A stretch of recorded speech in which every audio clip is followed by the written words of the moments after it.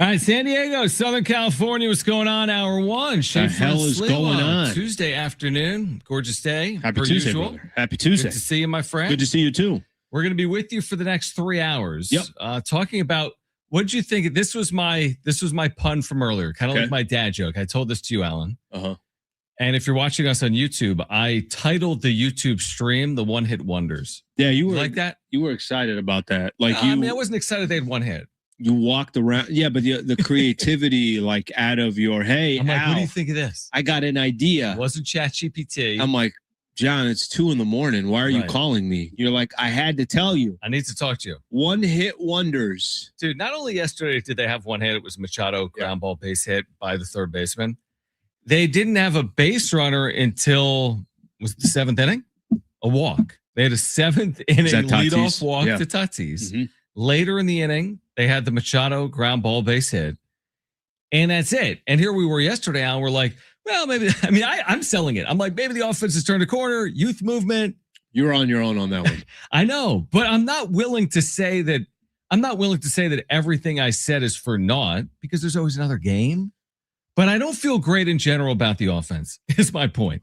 Well, I don't. I think, I mean, it's one thing to have Dustin May pitch a complete game. I mean, that's insane. Look like freaking Greg Maddux in the 90s.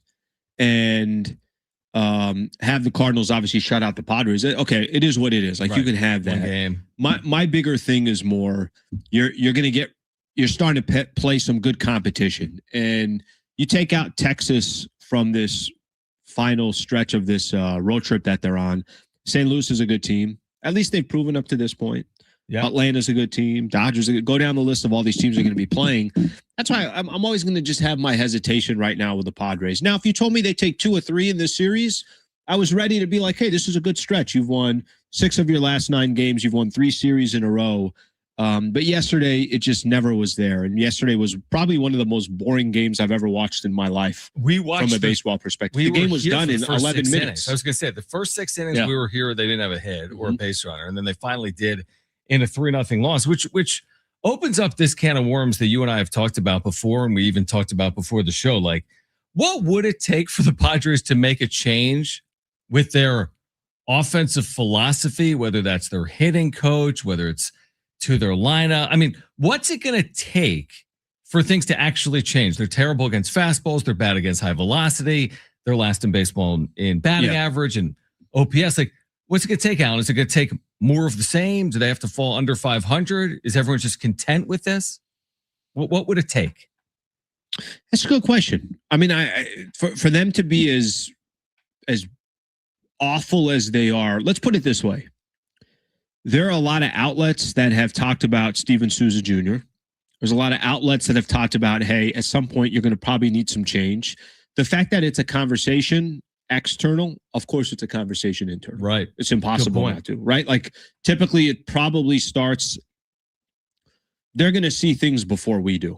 This is what they do day to day. This is what they get paid millions of dollars, to obviously on an annual basis, whatever. Players, managers, maybe not everybody paid millions, but by the time we notice a problem, you would think that they've already noticed it.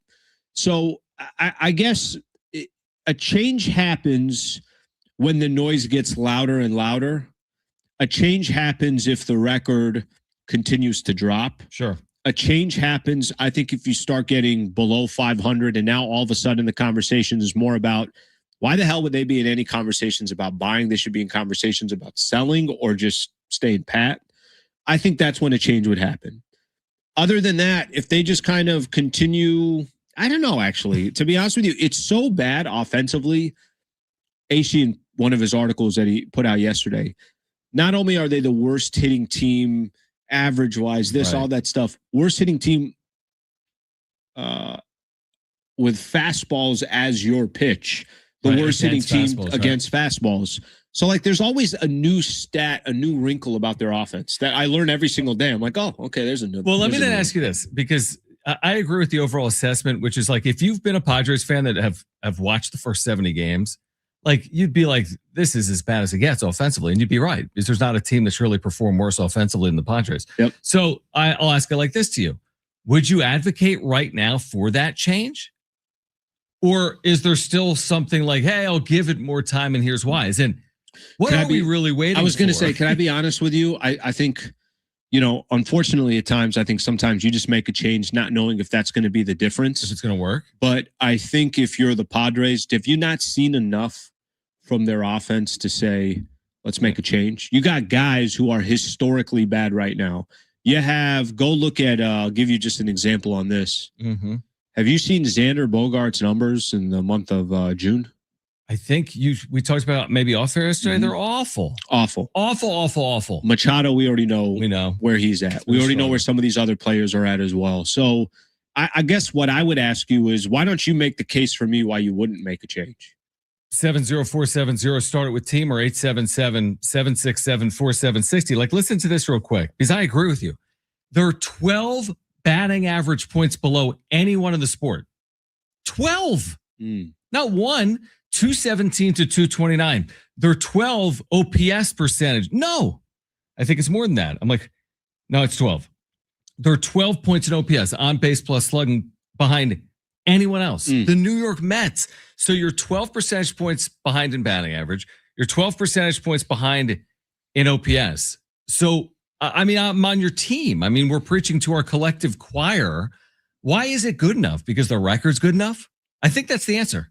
I think if this team right now was 6 games under 500 with everything identical other than the record, I think they would have made a change. So why I'll make this hard. Maybe this is the most, just because we're talking this through, why then wait for a change in the sense of, so you're waiting for your record to get worse before you make the change? I don't know. It's like I hear this noise from my engine, but I'm just going to wait till it gets louder and louder before I decide maybe I'm going to go check and take it to an automotive shop or something.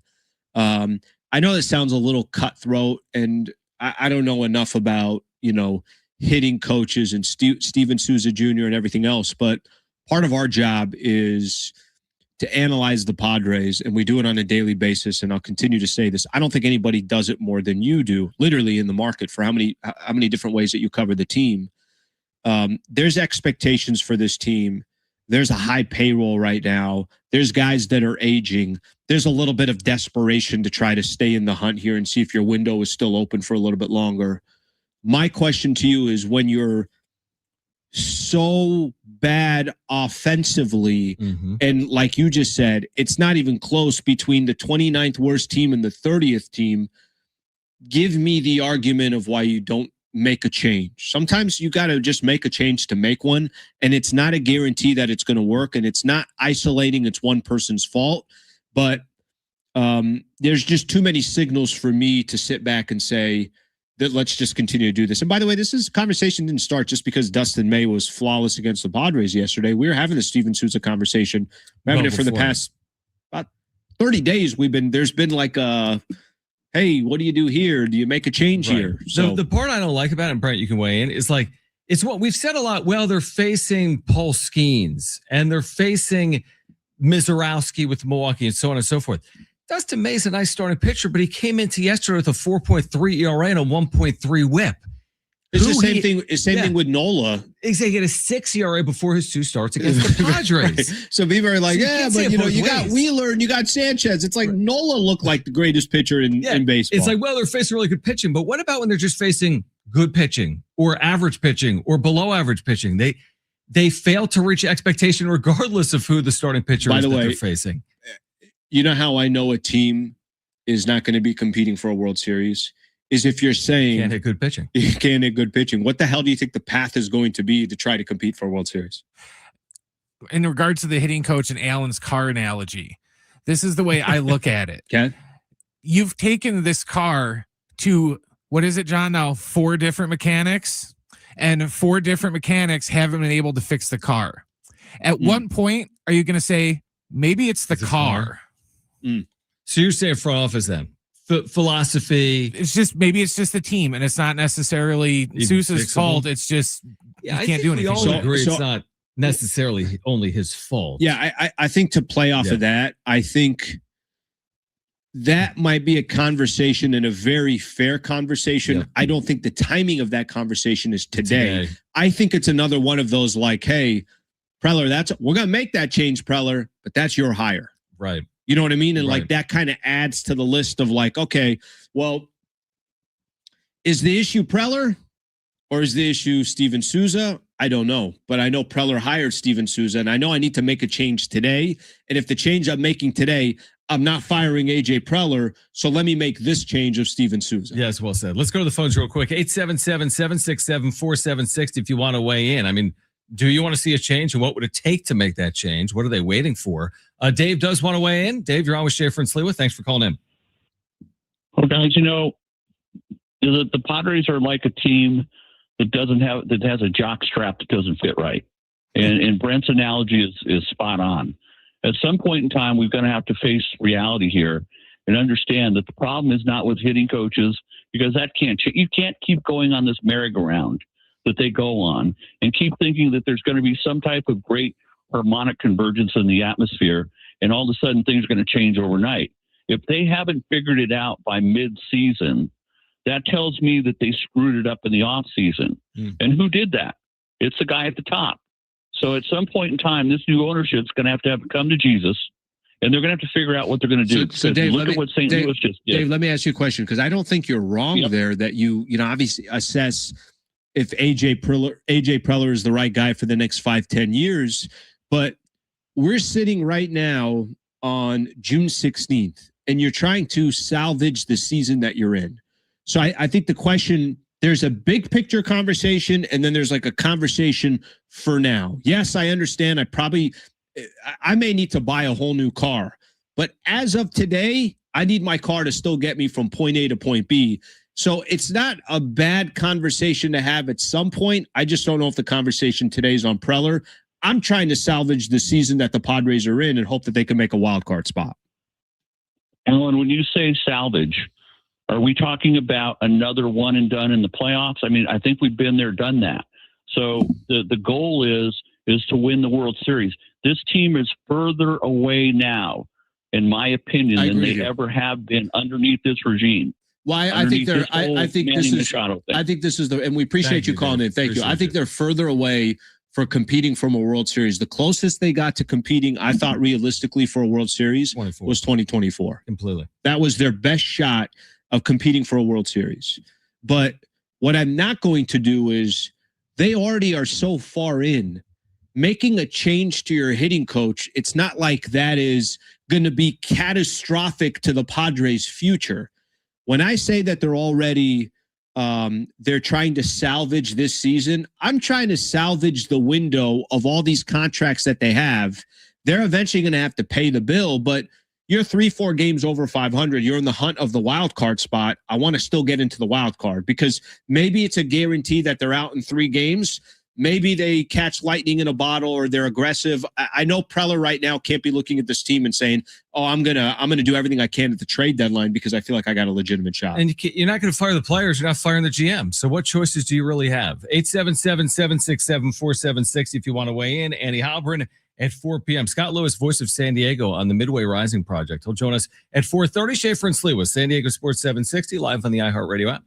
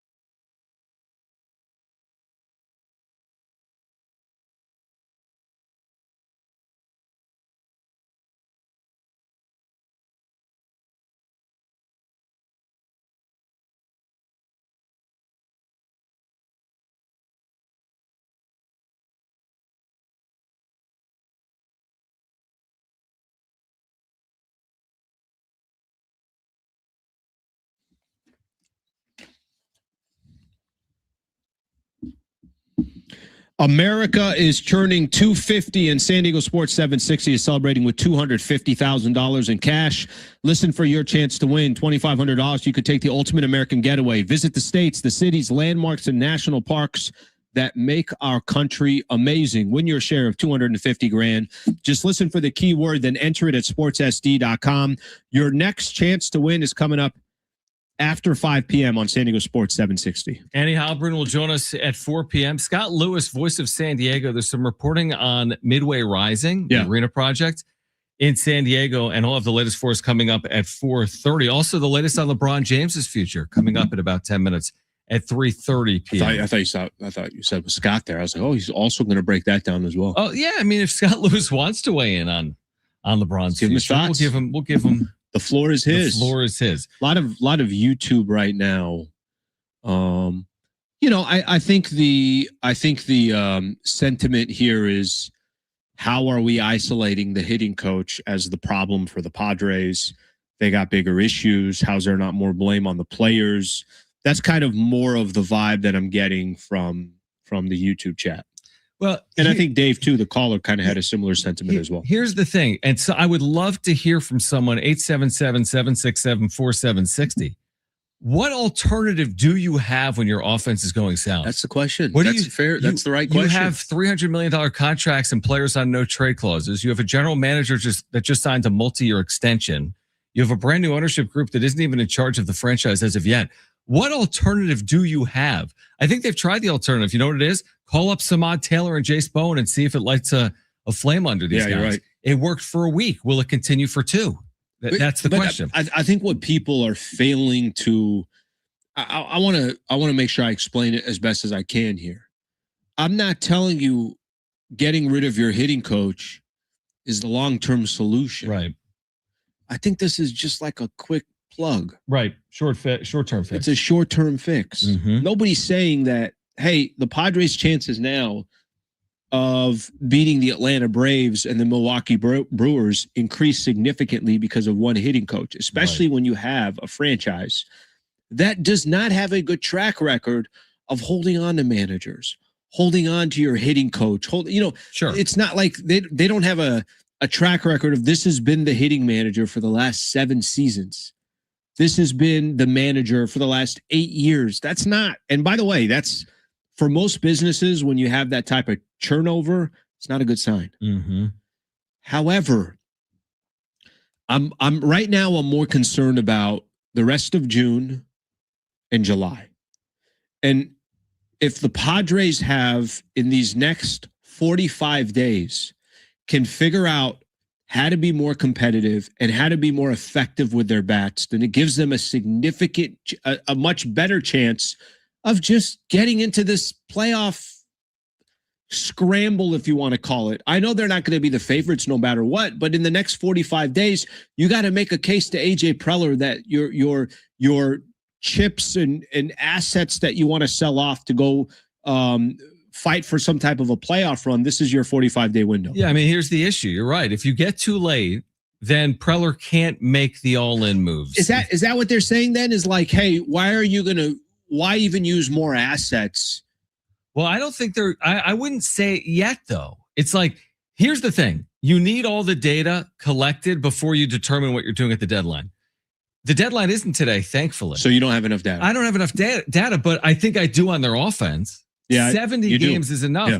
Where my concern is, if you keep going down the same path and we get to the All-Star break and then the trade deadline, and this is just who their offense is, why would the general manager really invest in this team right here, right now? I agree. If this is the same team 45 days from now, you can't go heavily all in on this team. I agree. Now, is there something, like you just said, is there something you can do as a stopgap for the next 45 days that ignites this team and then allows you to go more all in, so to speak, once you get to the trade deadline? I don't know the answer, but maybe you should try something, because this has been a tough watch. This has been a really tough offensive watch. Here's what can happen. Very simply put, they could change Steven Souza and 45 days later, we're sitting here and it's still the worst offense in all of Major League Baseball. Very possible. That can happen. And then people are going to say, look, it wasn't the hitting coach. That's okay. Like, I'd rather have somebody say you tried something and you failed again than not try another thing. Mm. I guess that's kind of the point. It's like, don't you feel like you should just try something different? Now, I don't think that sits well with a lot of people because they're saying, well, do you usually try something just to try it? I think in their position, they do need to try something. You have too many indications of how poor your offense is to not try something different. Yeah, I mean, go back to like the Phillies this year when they fired Rob Thompson. It's they like were 9-19, and it wasn't. Nobody's saying Rob Thompson's a bad manager. He guided them to the World Series 3 years ago. It just wasn't working. And guess what? Since then, they're 16 games over 500 and one of the best teams in the sport. 39-33. 16 games over since their 9-19 start. Now, this is different. I'm not advocating for them to fire their manager. I'm not even advocating. I'm not sitting here like you have to fire your hitting coach, but you have to do something. And you have to do it yesterday, I think, to salvage what's still ahead this year. If the conversation about AJ Preller, I think I can help everybody out with this conversation. If you think AJ Preller, he's the issue, you can make that case. If you think the big picture, AJ Preller is not the answer, big picture, you can make that case. If you think AJ Preller is the reason why there's a lot of people looking at the Padres and saying, damn, that's going to be a tough future for the Padres based on these contracts and everything else, you can make the case. I'm not here to argue that. I'm just here to tell you that as of today, I feel like they got to do something different from a offensive perspective. And I do look at the hitting coach in order. That's the quickest, easiest change that you can make that might get you some results, whether that's the right thing to do or not. I almost feel like they have to do something. They're hitting 217 for 70 games. They're hitting 217. All right, we have the latest on LeBron James's future, and we'll share it with you on the other side. Plus, Annie Heilbrunn from the UT will join us at 4 p.m. And Scott Lewis, voice of San Diego, on the Midway Rising Arena project in San Diego. He's got the latest for us coming up at 4:30 here on Schaefer and Slewa, San Diego Sports 760. We're live on the iHeartRadio app.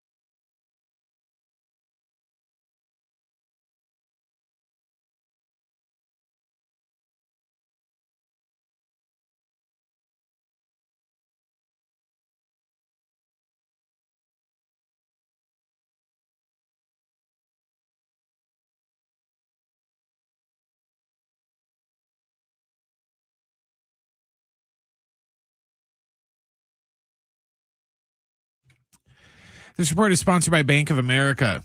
The Padres are in St. Louis getting set for game 2 against the Cardinals. It's going to be Michael King going for the Padres and Andre Palente going for St. Louis. First pitch is set for 4:45. We got one final from the World Cup today. France defeated Senegal 3-1, and Iraq and Norway have no score. Bank of America, sponsor of the FIFA World Cup 2026, dedicated to offering solutions to help businesses meet their goals locally and globally. More at bankofamerica.com/gamechangers.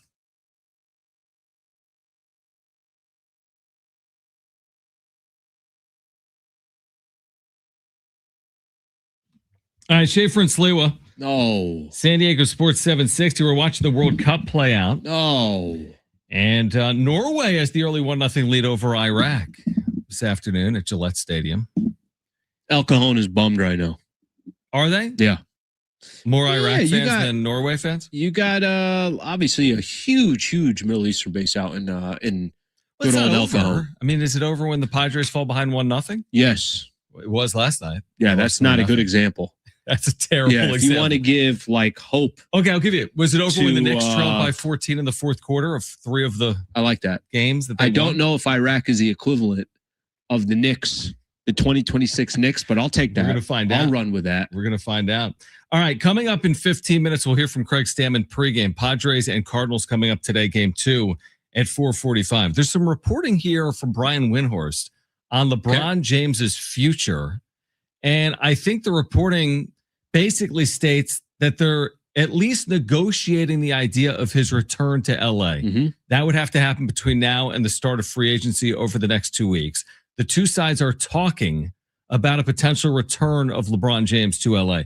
Will that be seen as a positive or not among Laker fans? Do most Laker fans want LeBron James back in the purple and gold next year or not? All right, let me give you I'll give you a couple things. Number one, Rich Paul was on with Pat McAfee on Friday, and he's basically saying, we haven't even talked about next season. 10 to 12 teams would be interested. I've got, people have reached out to me and there's 10 to 12 teams interested.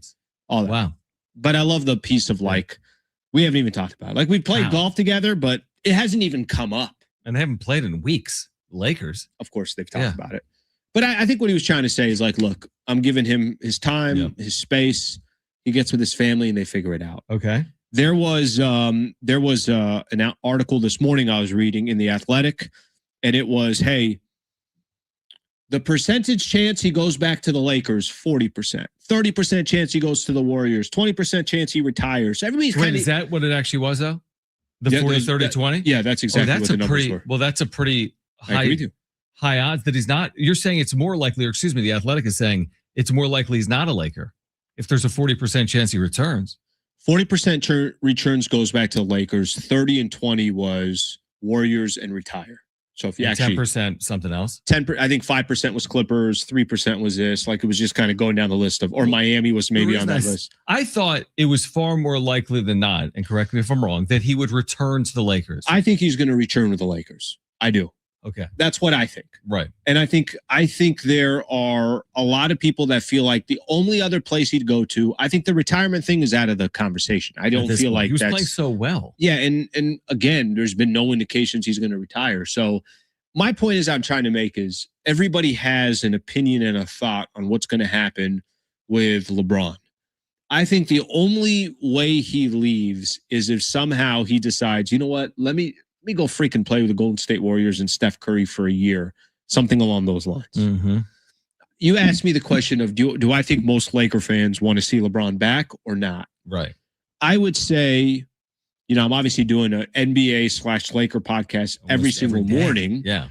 So I would say, I feel like there's a larger percentage definitely that would like to see the franchise move on, that would like to see them build around Luka, that would like to see them get younger and more athletic.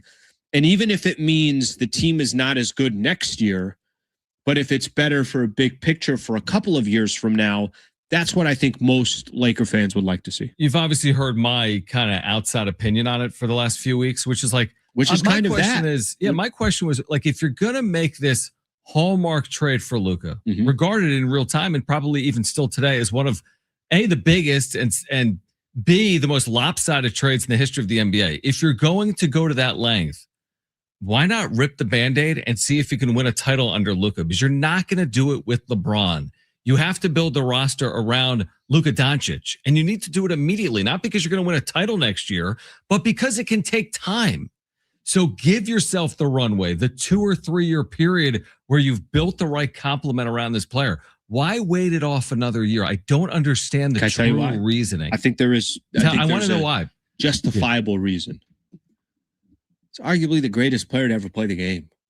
Like, it's not just, you're not saying, it's not Jimmy Butler. It's not, go down the list of players that have. Klay Thompson, great it's not player. an 8-year all-star. Right. We're talking about arguably the greatest to ever play the game. And here's another reason why. He's still pretty good. No, he's very good. Here's agree. another reason why. They think, can we get, for all we know, the negotiations that they're having, maybe the Lakers are putting their foot down and saying, look, the most we can offer you is $25 million. Right. Maybe $30 million. Right. You want 50, we have 30. We'll give you 25 or 30. Maybe there's a way Lakers are saying to themselves, well, hell, if we can get LeBron for 25, it gives us an opportunity to go add to the roster. That they weren't bad last year. No, they weren't bad. You're right. But the problem is, being top 4 or top 5 in the Western Conference, that doesn't mean you're coming out of the West. It just means you're top 4, top. And there is a difference between where the elite is and then there's like second tier. I mean, you watched, we all watched. We watched the Oklahoma City LA Lakers series. I know Luka was out, but I didn't see Jalen Williams either for Oklahoma City. Yeah, and also during the regular season, I think by average they lost by 29. Yeah, it's like Oklahoma City toyed with LA, and Oklahoma City wasn't even the best team in the NBA. They had massive flaws. We saw it against San Antonio. I don't think they probably would have. And they weren't healthy.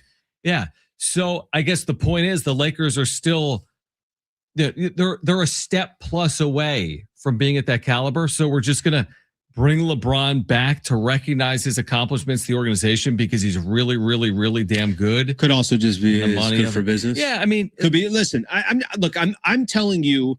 I sit more with you. If you told me today, you got LeBron said, I'm going to go play for the Golden State Warriors. I would say that's awesome. Yeah, I want to see that. I would say that's cool. And I would say that those games would be fun to watch if and when they're healthy. Right. And I think, part of the idea there is like now the Los Angeles Lakers can say, Luka, here is the keys to this franchise. Can you do it? There's nobody sitting in the passenger seat. We're going to try to improve the team around you. 100%. We're going to try to find the right guys. But this brand is officially yours. Okay, what if next year he decides this is his retirement tour? It's like you're kicking the can. And if I'm Luka, I'm kind of like, hey, what's the deal here? It's like I've been here for years at that point. If you're Luka and you complete next year and you go out in the Western Conference semifinals and you're still like, am I the lead horse? I mean, I'm the guy, but we're doing this retirement tour. Honestly, the more I think about it, it's a disservice to Luka. Honestly, why would you make this landmark move to have him spend 2.5 years with LeBron James? I think it's fair. It doesn't make a ton of sense to me. I think it's fair. And I think if you're Luka right now, and let's say you go another year with this, Luka could easily be saying, geez, my best chances to compete for a championship was in Dallas. Now, we'll see what obviously happens. I do think they're still going to be aggressive and try to find ways to be competitive, but I just don't think you're getting any closer by bringing LeBron back. And I do, if you put it off one more year, Luka's 27 right now. So now we're going to say his age 28 season is the combo year with LeBron. We're admitting we're not as good as San Antonio and Oklahoma City. Fair. And now we're going to turn our attention to his age 29 season, which is fine. He's in his prime, but he's 27. Turn it over now. You don't need to wait for him to be 29 or 30. If it was any other player other than LeBron James, I think they would do that. I think they would do that. Here's the other thing that we didn't touch on yesterday in terms of the NBA storylines. There's Giannis's future. We touched on that briefly. There's what's going to happen with Oklahoma City in terms of retaining their players and where they go from a salary cap perspective. But what we didn't touch on yesterday, but we have touched on briefly over the weeks of this show, is the NBA this summer could announce, and it's likely to announce, further expansion. This is no secret. I mean, Seattle and Las Vegas have been rumored now for years. Yeah, those are the two franchises. But we're now potentially just weeks away from the NBA officially announcing their expansion plans, the year those two franchises start, how the draft will work. I mean, that's fairly monumental. We haven't seen NBA expansion in 25 plus years, I want to say. Since the Thunder left. Oh, no, not expansion. Yeah, but that's realignment. Expansion team. Was it the Charlotte Bobcats after? I think the Charlotte Bobcats were a one-off, were they not? Yeah, I think you might be right. But the point is, we haven't seen it very often, right? It's been decades. I think the Bobcats are the Hornets again. Bobcats are the 2004. Hornets. Yeah, when the Charlotte Bobcats, now the Charlotte Hornets, joined the league as the 30th NBA franchise. Why did that happen? Because Charlotte moved to New Orleans? So it's been 22 years. Okay, so it's been 22 years. Yep. I mean, is there a bigger story than, I mean, LeBron's huge, but like that's a massive story, is it not? Massive story. Yeah. I think there's some, I think there's, oh, wow. Oh, Iraq, the equalizer. Header equalizer in New England. There wow. we go. We got a ball. I told you. This is the Knicks. Padres They are the don't do the Padre example. The Padre example is not good. That's awesome. How about that? Iraq and Norway tied. Yeah. This is where I think you can get into a little bit of a local tie, and something to kind of keep in mind with this expansion, and we'll see what happens from here.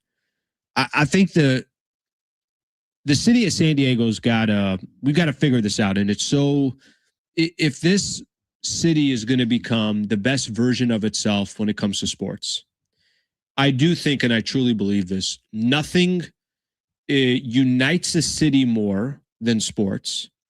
And I think nothing highlights your city more than sports.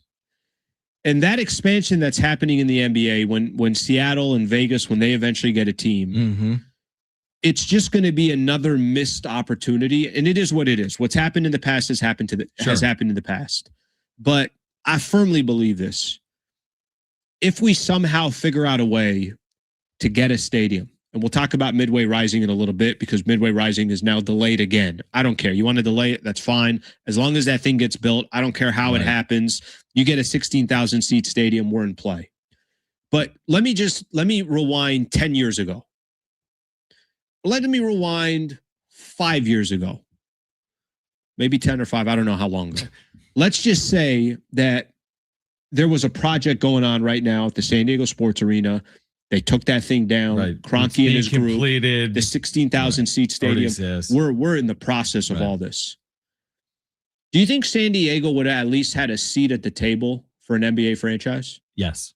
Okay. And here's why I believe it. It's like, well, we'll never get Major League Soccer.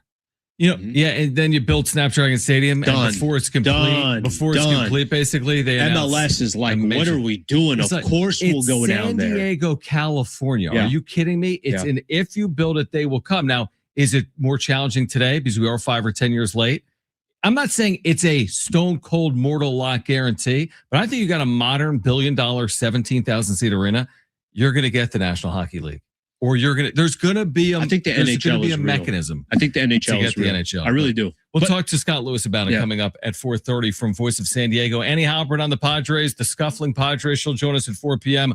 We'll hear from Craig Stammen on the other side. His pregame comments to the media as the Padres and Cardinals play Game 2 coming up at 4:45 here on Schaefer and Sliwa, San Diego Sports 760 live on the iHeartRadio app.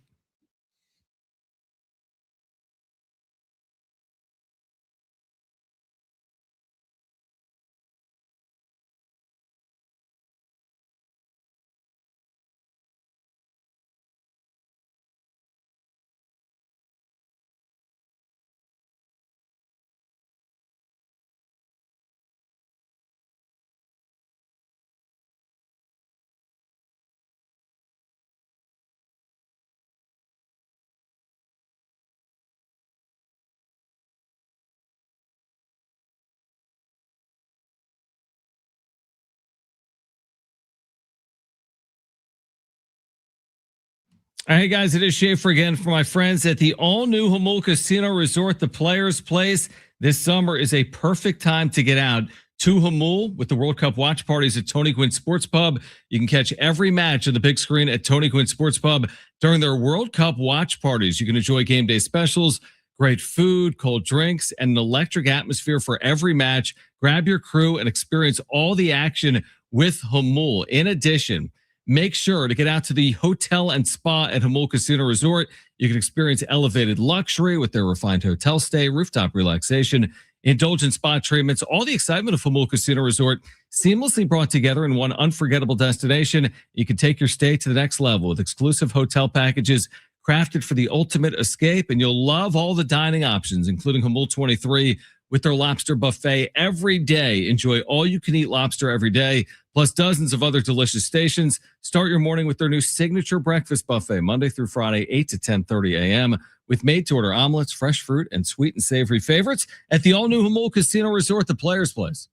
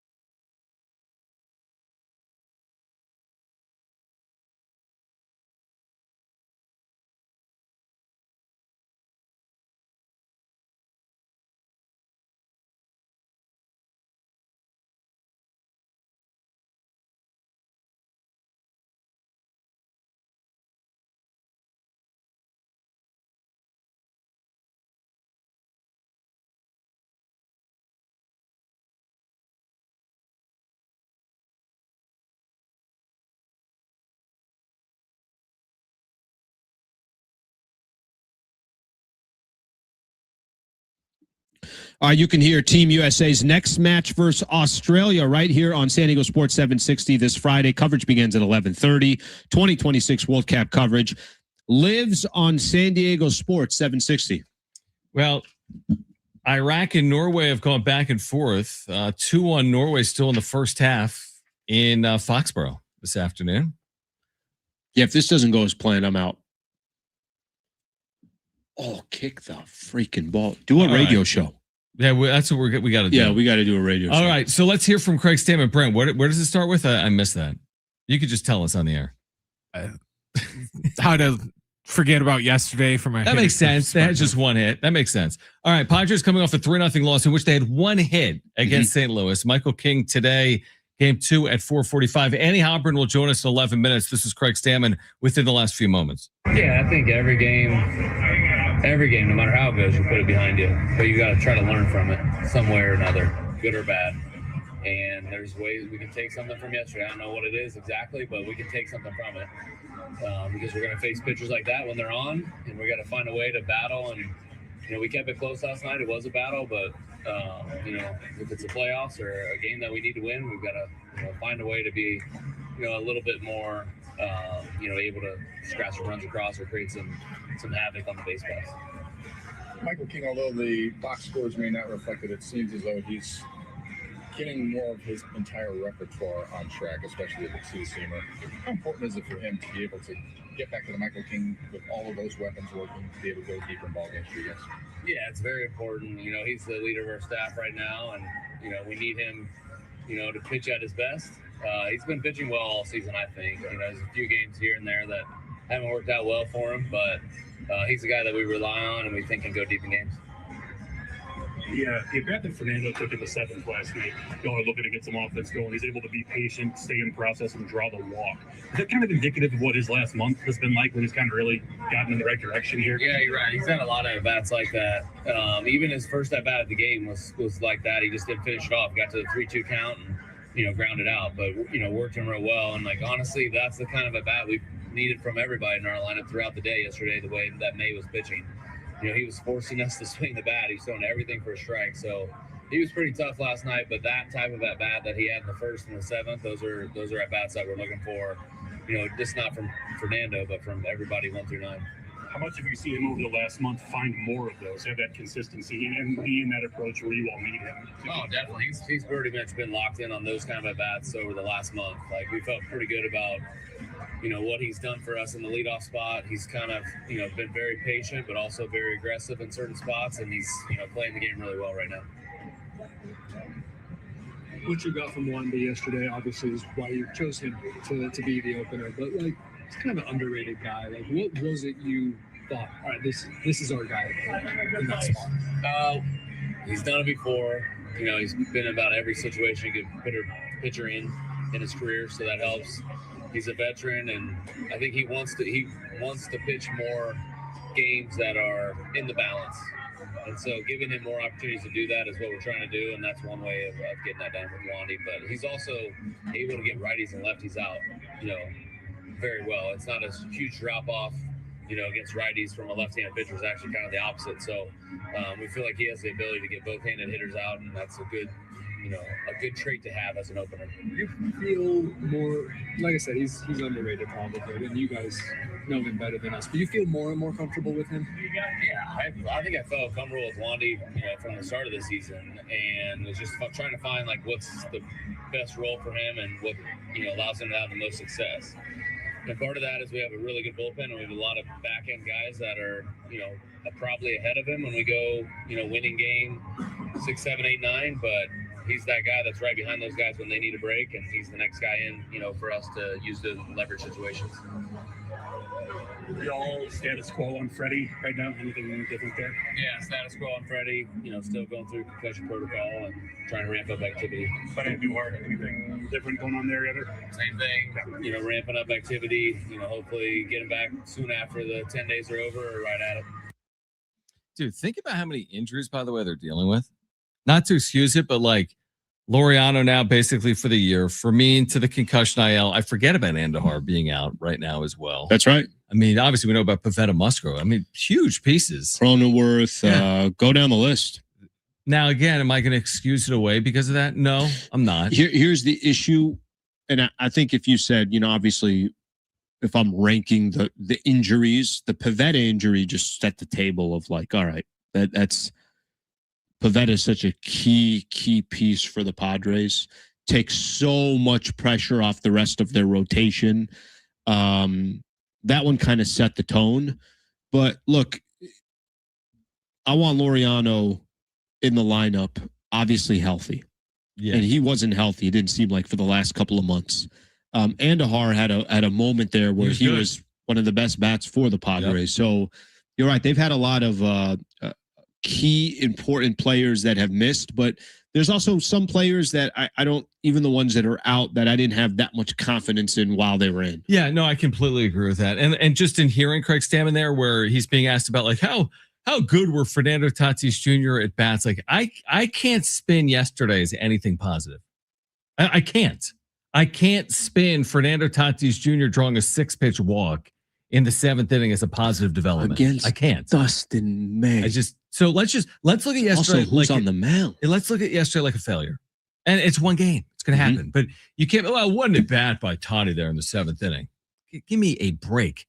Give me a break. Anybody saying that? I don't think anybody's saying that. That's what the line of questioning was. Yeah. The line, hey, wasn't there? Those are some good at bats from Tatis there. I some good at bats from Tatis there. Okay, let's put it this way. No one's buying it. Nobody's buying it. Yeah, I agree. Nobody's buying it. I'll say that then. Annie Heilbrunn from the UT on the other side. Her thoughts on the Padres as they get ready for Game 2. Plus Scott Lewis, voice of San Diego. He will join us coming up at 4:30. We're here until 6. We'll tell you about our giveaway today, which is San Diego County Fair tickets, including a chance to see Maren Morris perform there coming up on June 26th. We'll let you know how to win those tickets coming up in the 4 o'clock hour. This is Schaefer and Sliwa, San Diego Sports 760. We're live on the iHeartRadio app.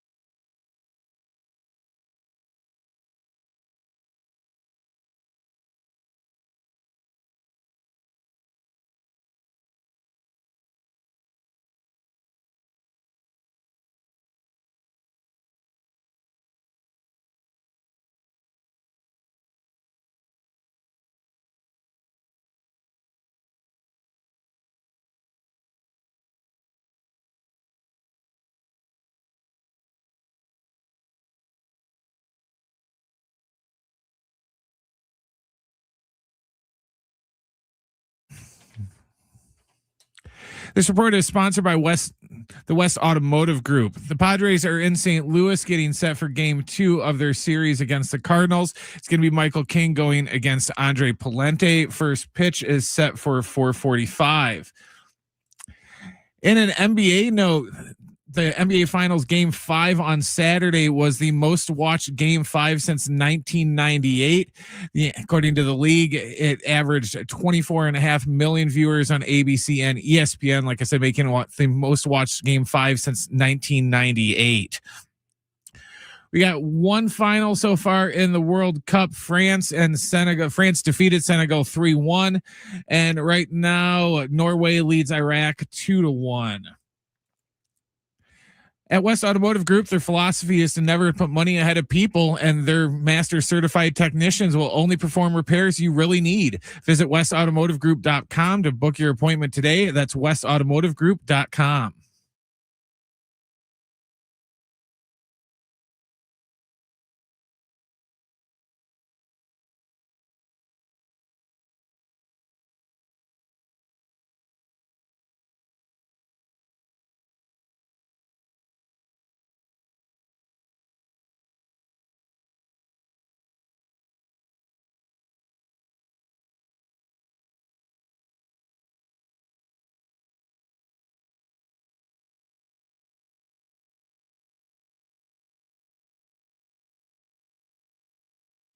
All right, hour 2 here on San Diego Sports 760 as the Padres get ready for the middle game of their 3-game series against the Cardinals. Always our pleasure to welcome friend of the show, Annie Heilbrunn from the Union-Tribune, back with us here on Schaefer and Sliwa. Annie, how are you? Hope you're doing well. Thank you, John. I'm doing great. Always a pleasure to be joining you and Alan. So thanks for having me. All right, so we've talked a little bit, you heard that open right there, about the youth movement. But on the other hand, this offense as a whole has been about as bad as it gets in the sport. So how do you see the state of the offense right now? Where, yeah, you've gotten some of the shot in the arm, so to speak, from some of the young players, but you also have a night like last night where you managed just one hit in a complete game lost to Dustin May. I think it's still a very dire situation. I do. I mean, I look at it and it's like, yes, you are getting some production from those new guys and from the bottom of the lineup.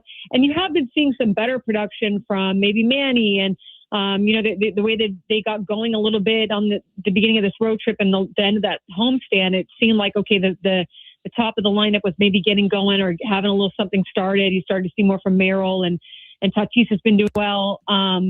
Maybe not the power, but he's still been getting on base and getting the hits. So I think that you started to feel like it was maybe coming around, but then you realize like how uncertain it really is. And the question that I have with the younger guys is it is a shot in the arm, but you just don't know how long it's going to last. And baseball is so cyclical where it's like you might just meet these guys. They might give you exactly what you need, like a month's worth of time that they really kind of help you get out of this slump, or a few weeks where they're just performing well and that's all you really needed. Like, and who knows, they could be great all year long. I don't know.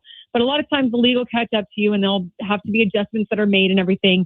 So it's like once they do catch up, or if these guys lose a little steam, is the top of the lineup or the other hitters, are they going to be ready to go? Are they going to be able to take over from there? And I still see some stats. Like I was reading AC's newsletter this morning, and it blew my mind that the Padres only have one hitter in the top 100 facing fastballs. Yeah, I watch this team every night. Yeah, I watch it every night, like like you guys do, and like your listeners do, and it never looks that dire to me. I know it's it's not great, but it never looks that bad to me. And sometimes I see these stats. Like there was one a few weeks ago where they were the only team in the majors without a guy with an OPS over 700 or something like that. Maybe Bogarts was the only one, and it was just astonishing. Like when I see it on paper, I'm like, man.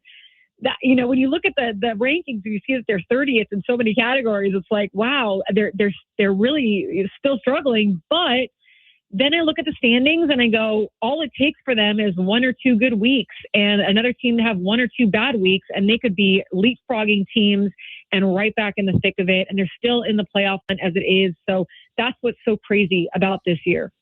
Annie, we're having the conversation a little bit earlier in the show. Do you make a change to make a change? And I'm, you can give us whatever angle you want to go with here. But when the offense is as bad as it is, and the team is obviously trying to compete for a wild card spot, and You're like you said, they are in the thick of it, but I think we're watching the trajectory of where the team is going. Obviously, it's not sustainable if the offense is as bad as it is. Do you make a change? Do you do something to shake things up? Where do you kind of fall on that? I wouldn't be surprised if they do that. I think that is understandably the logical next step is you maybe fire Steven Souza, or you make some kind of change. Obviously you can't fire the players.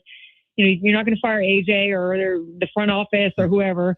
I don't love it. And the reason I don't love it is because I just don't know that it's Steven Souza's fault. I just don't. It's so hard for me when they've had so many hitting coaches over the years, one after another, come through San Diego and have these kinds of results more often than not. Maybe not this bad, but something along these lines. And so, okay, maybe, like you said, Alan, maybe you do it just because you have to do it. Maybe you feel like you just have to do it. I think it will be hard for Craig Stammen to do that. And because, Craig is so right. Fair, he's going to be more than fair, to the point where probably Craig will take a brunt of the blame as he's been trying to do. So I think you're going to have to, if it's going to come to that, it's going to need to be AJ Preller intervening, or that baseball ops and saying, we're going to do this whether you like it or not. But you got to be careful with that too. If Craig really feels strongly about Steven Souza staying, or maybe there are players behind the scenes that are lobbying that it's not his fault. You got to be careful if you make a change and it's really not what I guess is wanted. But I can see the argument for making a change because you have to make a change. I still don't love it though. I guess it's just kind of what happens in the sport. You make a really good point. Annie Heilbrunn from the UT is with us. Because correct me if I'm wrong, Souza and Stammen go back to their days as farmhands and players with the Nationals, right? Yeah. So that's where correct, it gets a little. But are we allowing a personal relationship to get? That's kind of the issue. You're right. I don't even think that it's I don't even think it's the friendship. I think it's more here's Craig Stammen. He plucked Steven Souza out. Steven wasn't trying to, necessarily lobby to get this job or whatever. Stammen called him and said, "We want you to come here. You're the guy." And I think it's more that Craig would look at it I have taken this guy and put him in this position. And, if he fails, we all fail sort of thing. Where it's more, it's not, I don't think I'm saying it right. I don't think it's more of a friendship thing as much as Craig would want to be so fair about it. He would not be putting the blame on Steven Souza. He would do everything but do that. Can I just, and we all answer this together. I don't think if Steven Souza is fired tomorrow, it's a guarantee that the issues are now gone. And I don't think everybody thinks this is just his fault. I think it kind of goes back to the same thing that we've said. Just look at the numbers. And if the numbers are as bad as they are, do you just feel like you have to do something? That's the point that I'm trying to make. And my point would be, the reason the personal relationship to me matters is Stammen didn't ask for this job either. They chose Stammen to do this job. Yeah. So you put him in this spot, and now you're going to ask him to make the change. And I don't know if they would really be asking him or if it would really be the front office making the change. Let me ask it this way, Annie. Annie Heilbrunn from the UT is with us. With all this talk about the offense, the truth is their rotation has some significant question marks, obviously. Oh, yeah. Especially with the injuries they're dealing with. If you could acquire one thing, if the deadline was tomorrow and they were still in the mix like they are right now, but they have question marks everywhere, are you acquiring a starting pitcher right now, an impact starting pitcher, or an impact bat? Oh, my gosh. This is Sophie's Choice or whatever. This is I don't know how to answer.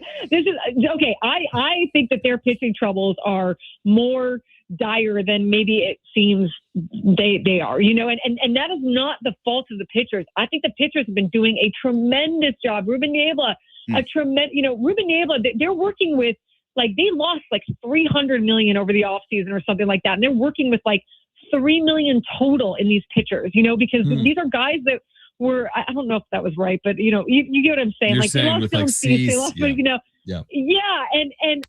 and they are working with guys who were essentially flyers, people who are reclamation projects, people on the scrap heap, and they're getting what they can out of them. And I think that these pitchers are doing a really good job of hanging on, they are hanging on tooth and nail to give the offense a chance to come back most nights. And they're doing a really good job of it. But if you just look at the patterns of, I mean, you rarely get 6 innings. You get 5 innings mostly, sometimes 6 innings, but it's rarely back to back from a pitcher to the next night.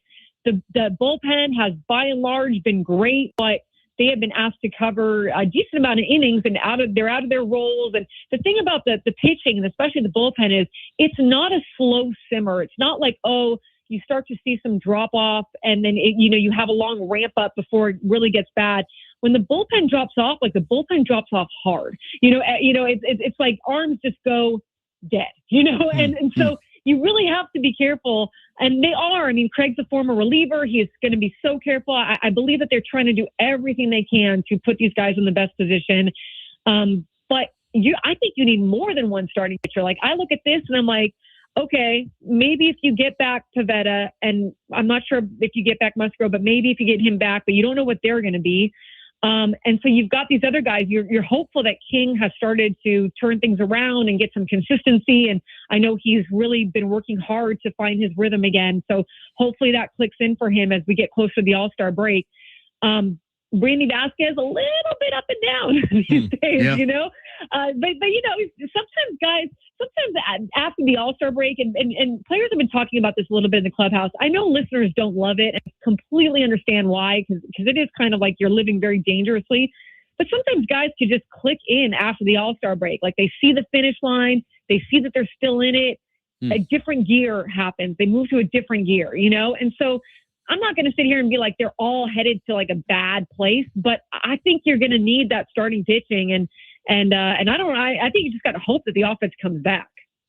Yeah, there's a little bit, Annie, of just this. There's no margin for error from a lot of these pitchers because the offense is so unreliable. So there is kind of a trickle down effect in regards to that. I know this is probably a conversation that you run into, and we obviously spent a lot of time on this. Where do you think the Padres have to be for AJ Preller to say, hey, you know what, this team is worth continuing to invest in? And where do you think the Padres have to be for AJ Preller to say, I hate to say this and I hate to do it, but yeah, we're just not going anywhere this year, and I don't want to invest any more capital into a team that I don't think can make noise. Can you just kind of play out what both sides would look like? Here's what I've seen over the last years that they've been in playoff contention, right? Think of it like it is your baby, and you have invested all this time and scouting and made these decisions, and financial, and the fans have invested. It is really hard for the front office to let go of the dream. I mean, I think they would have to be out of it, like 10 games under 500 or really far below a wild card spot, or they would have to be out of it. Now, I don't know if they'll go for like the gusto. I don't know if they'll make huge moves. I think that depends on where the new ownership is at in this whole thing. And maybe there is some learning that's happened from the front office over the years where it's like, hey, we don't necessarily want to get rid of what, really good pieces that we have in the farm. But if they feel like there's a chance, I believe, and they're not wrong necessarily. They're not wrong that it's not impossible. You get in, and all you got to do is get in. You get in, and you get hot at the right time, and you can ride this thing pretty deep. So I do think that is the mentality, is like they're going to believe in the product way more than anyone on the outside is. And even to the point where, and I'm not even saying that they're wrong. I'm saying that like they're invested, and it's hard to turn that bus around when that bus is so far down the road. Well, we'll just have to see. It's funny because I completely agree with it. And then on the other hand, you take a step back and you're like, look at this offense. Like, can you actually contend? Right? Well, yes, and I remember Alan was talking last time I was on. To me, they do not look like a World Series contending team. Now they look like they could possibly be in the playoffs. Like the playoff race is so bunched up, sure. And is who's going to hang on, who's not, and you do if you can get hot late in the season and turn around fortune quite a bit, But in terms of like we just talked about the rotation and can you get the offense going and everything, I'm with you. We're like they might go make some moves so that they're in the playoffs, but I don't know if you're selling everything off or trading everything off if you don't think that you're a World Series team. You might more be on the margins and hope for the best. Andy, I think what you said is probably most important. There is kind of this dream, and how realistic it is. There is a part, and I'm sure there's a lot of San Diegans that share that same sentiment. Get in the damn playoffs, and you never know. Like this is. It's not like this franchise has 3 or 4 World Series behind it where it's like, hey, we got to plan for the next one. You just got to get in. There is a little bit of like, let's just see what happens. Annie, appreciate you taking time for us. Also, yeah. What do you got? Sorry. No, very quickly. Also, when you have whatever tweet that came out today about 3 million fans and all that, you know, it's going to be a lot tougher to sell if you don't get into the playoffs, if you don't just make it in. And that's, I think that I'm not going to lie and say that that's not probably on some of their minds. No, you're right. They're a marketing machine. It's a really good point. Annie, we appreciate you taking time for us as always. Hope all is well. We'll do it again when they have more than one hit in some game. Sounds great. Look forward to that 2-hit, 3-hit game. Annie Heilbrunn from the UT. We'll react on the other side. Scott Lewis from Voice of San Diego on the Midway Rising project at 4:30 on Schaefer and Sliwa.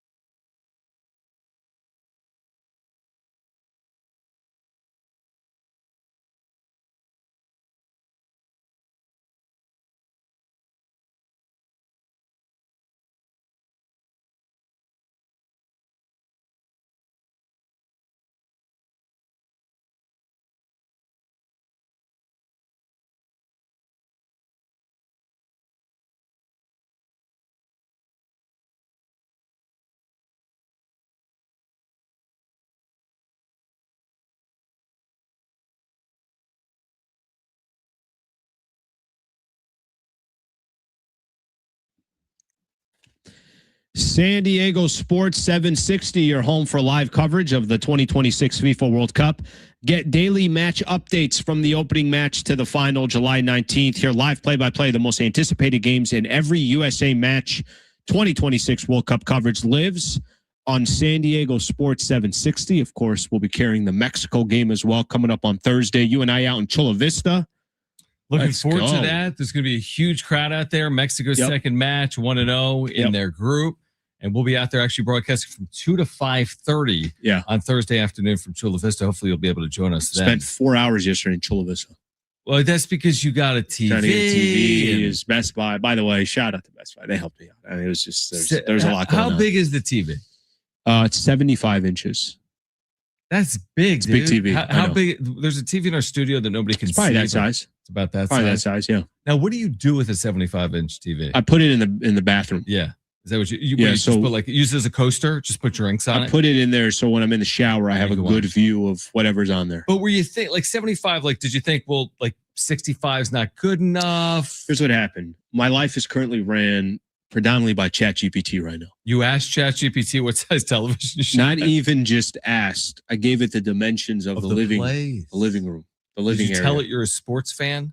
Oh yeah, no, it knows everything about me. I know, it's amazing. Yeah, it knows everything about me. So it was like, hey, it was trying to go bigger. I'm like, brother, relax. Bigger?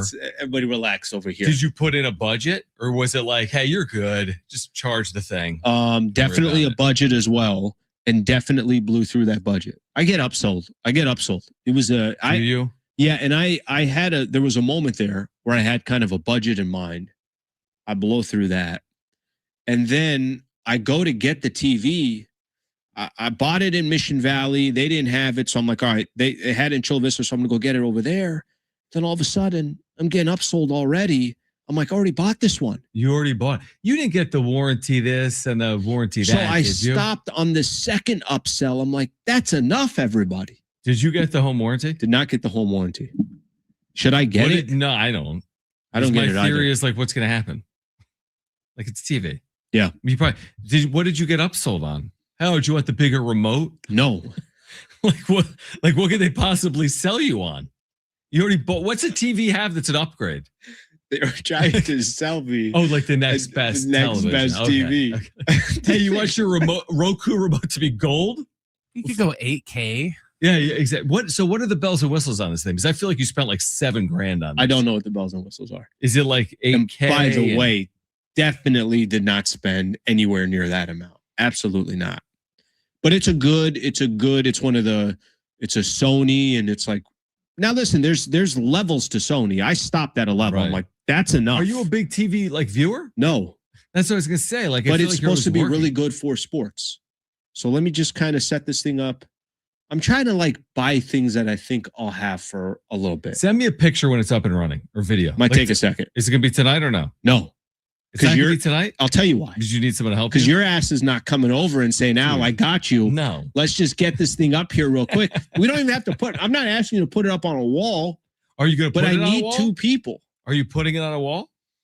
Maybe. Like with the yeah, maybe. Maybe I'll do that. I'll kind of worry about that later. Right now, just get it up. 75-inch television on a wall? I feel like that's heavy. Yeah, they can do that. You ever been to like a restaurant or something? We landed on the moon. I mean, yeah, we probably can do that. That's a very good point. So this is what you did last night? While I'm watching the Padres get one hit? Just hear me out here. 6 o'clock, we leave. 6:30, you're out the door. You're heading to your humble abode. Yeah. Oh, I was home by 6:30. Oh, you're saying if I go to your place like first? 20 minutes. You know, it's like quick little 20-minute. Maybe Friday morning before we go to the World Cup in Monterey. Yeah, but then I can't watch the games tonight on a nice World Cup coverage. All right, here's what we're going to do. We're going to take another timeout because Scott Lewis from the Voice of San Diego is going to join us. We have an update on the timeline related to the arena in San Diego, the Midway Rising project. What does it mean? Critical. For Very San Diego important. sports fans, and what is the latest there? Scott Lewis will join us on the other side. We're here until 6 p.m. This is Schaefer and Sliwa, San Diego Sports 760, live on the iHeartRadio app.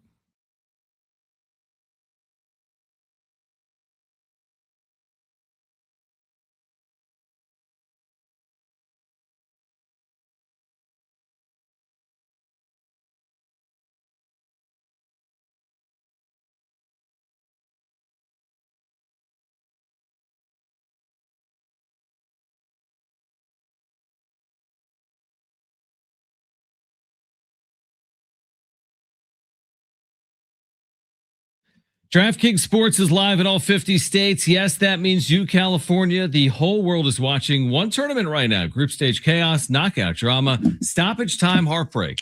The DraftKings Sports app is now live, of course, in California. So whether you're catching the early kickoff before work or like me and John tonight, the late match at the bar, you're in on every minute, every match, every moment, all in one app right here in California. The world's biggest stage is in the palm of your hand. New DraftKings customers, sign up with the code SD760. Spend $5 to get $200 in total rewards. Again, that's code SD760. In partnership with DraftKings, the crown is yours. Event trading offered by DraftKings Predictions, a CFTC registered introducing broker. Trading involves risk of loss. Market availability varies. Eligibility restrictions apply. $50 every 7 days via click-to-claim issued in non-withdrawable predictions dollars that expire in 1 year. Ends June 28th. Terms, dkng.co/predictions promo.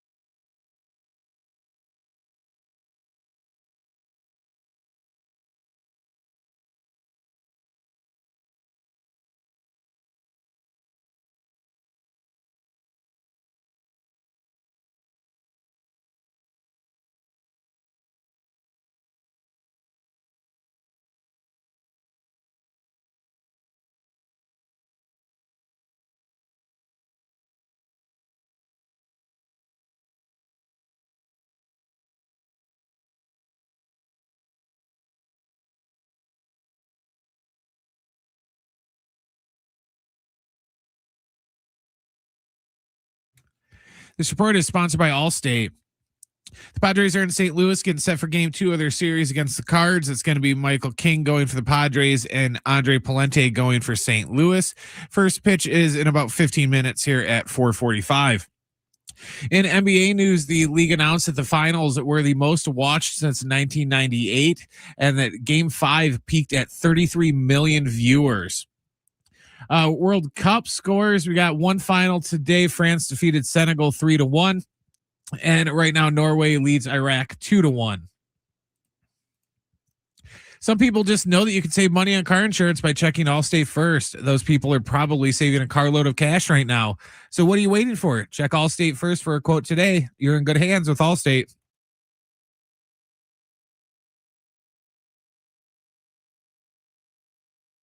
All right, San Diego Sports 760. Schaefer and Sliwa. Great to connect with Scott Lewis, voice of San Diego. Always a lot to discuss, including we saw an article today about Midway Rising potentially being a bit delayed. I mean, it's a process that's been playing out for a long, long time. The future of the arena in San Diego. So Scott Lewis is with us right now. We appreciate it. You taking some time for us, Scott, here on San Diego Sports 760. I guess I'll start here. Like, what is the biggest obstacle right now standing between Midway Rising becoming a reality or not? Yeah. Hey, well, thanks for having me. There's basically three big things they have to do, and they're all very hard. The first is kind of just like all of us. If you want to build something, you got to get a permit. Obviously, theirs is big and tough.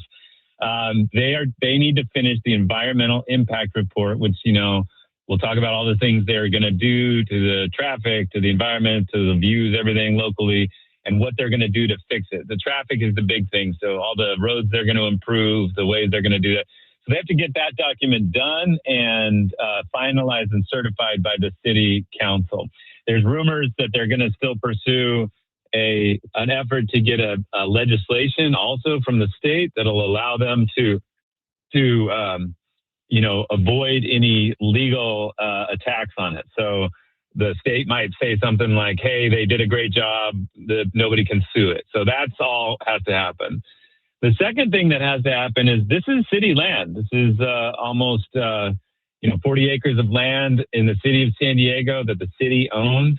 And so they're going to either have to buy or probably lease that land. And so the lease deal itself will have a lot of things in there, like what parks are you going to build? And in exchange for that, like how much rent do you have to pay or don't you have to pay? And that's a really complicated negotiation. And we don't have any insight into what's been going on there or whether they'll have to pay money or have to trade too many, bits of infrastructure like that.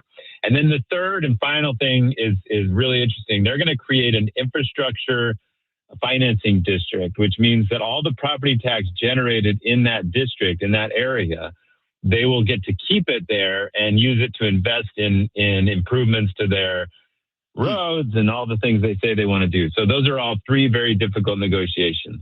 Scott, just, let's take everything you just mentioned, and this has obviously been a project that's been going on for a while. Last time you and I chatted, we talked about just how important this is and how it really can be a game changer for the city of San Diego. Are you any less encouraged today? Is this like, no, this is part of the process? And yes, it is taking time, but a project like this, that's part of the process is that obviously it's not something that can happen overnight. And clearly that hasn't been the case. Yeah, I'm building a little ADU and I had a 3-month delay I didn't expect, and that stunk. And so this is like, 1,000 times that or 4,000 times that. And and so it makes sense. On the other hand, like the mayor said, he was going to put this in front of the city council by May. And, he's gotten us numb to all of his disappointments, but there's another one. He said this was going to go forward, that we've got everything going this spring, and there is literally one week left in spring, not even a week. So it's not looking good for that timeline. So what does that mean in general? Like, did he not put enough pressure on him? Is there some sort of problem that's come up? I wasn't able to get anybody on the phone today after I saw that news as well, that UT broke it. And so I haven't been able to get insight on like if something came up or if it's just the hassle of pulling off something this big. Scott Lewis, voice of San Diego, with us right now. Schaefer and Sliwa, San Diego Sports 760. Obviously, as a sports station, a lot of our listeners are thinking about the angle from a sports perspective and what a new arena could mean in San Diego, California. How far away are we from even knowing what type of arena could possibly be there? Like, is this, what would you expect? 16,000 seat modern arena. I mean, what could it bring to the city of San Diego? What are the expectations when it comes to a new arena? Honestly, that's one of my biggest questions. I think a lot of people's biggest question. I think it'll be more of a giant, entertainment. It'll be what the sports arena is now, but it'll have the kind of access for big concert acts that they can't currently handle because of the, all the logistics with loading docks and stuff like that. So I think, if to the extent that you care about the sports that could be there or that were there or that are there now, that's it. It's not big enough the way they've designed it to handle an NHL or an NBA team.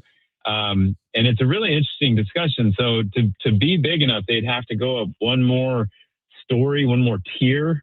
And that would push it out of the realm of something that they would be willing to pay for themselves. That we would have to kick in some San Diego taxpayer cash to make that possible. So it's going to be the kind of stuff that you see there now, the goals, the lacrosse, but maybe a couple other acts and sports that we don't have there yet. Maybe they'd lure down that minor league Clippers team or whatever it is. Right. So I don't know, stuff like that, but we're not getting any NHL or NBA teams.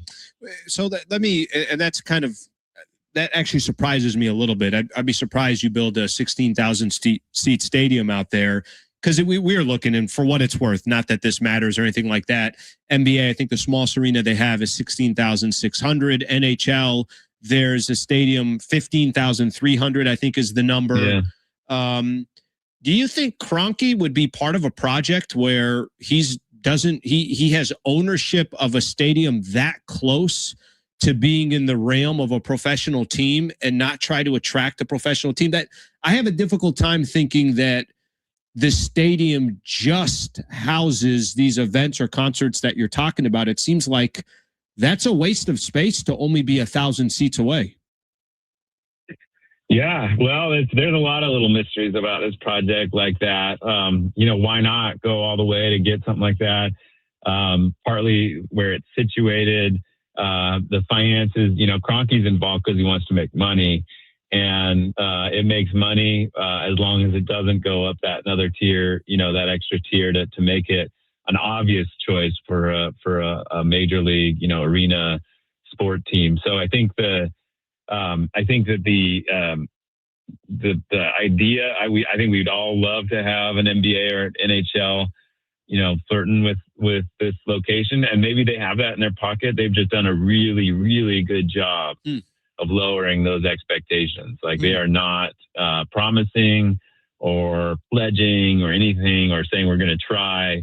They're saying like, what you got here, we're going to just do it better.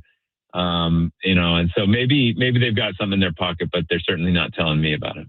Scott Lewis, voice of San Diego, with us right now on Schaefer and Sliwa. What's an optimistic timeline even look like for this project? And the reason I bring it up, there have been some projects, obviously, in San Diego that take forever, better than I. But then there's been something like the San Diego State acquisition of the land in Mission Valley, and then Snapdragon Stadium is up during a pandemic within like 18 or 24 months. So what's realistic here as it comes to fruition?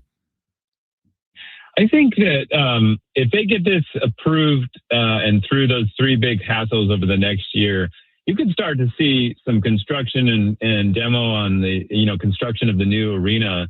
I think pretty soon, and pretty soon in San Diego terms is 3 years, 4 years.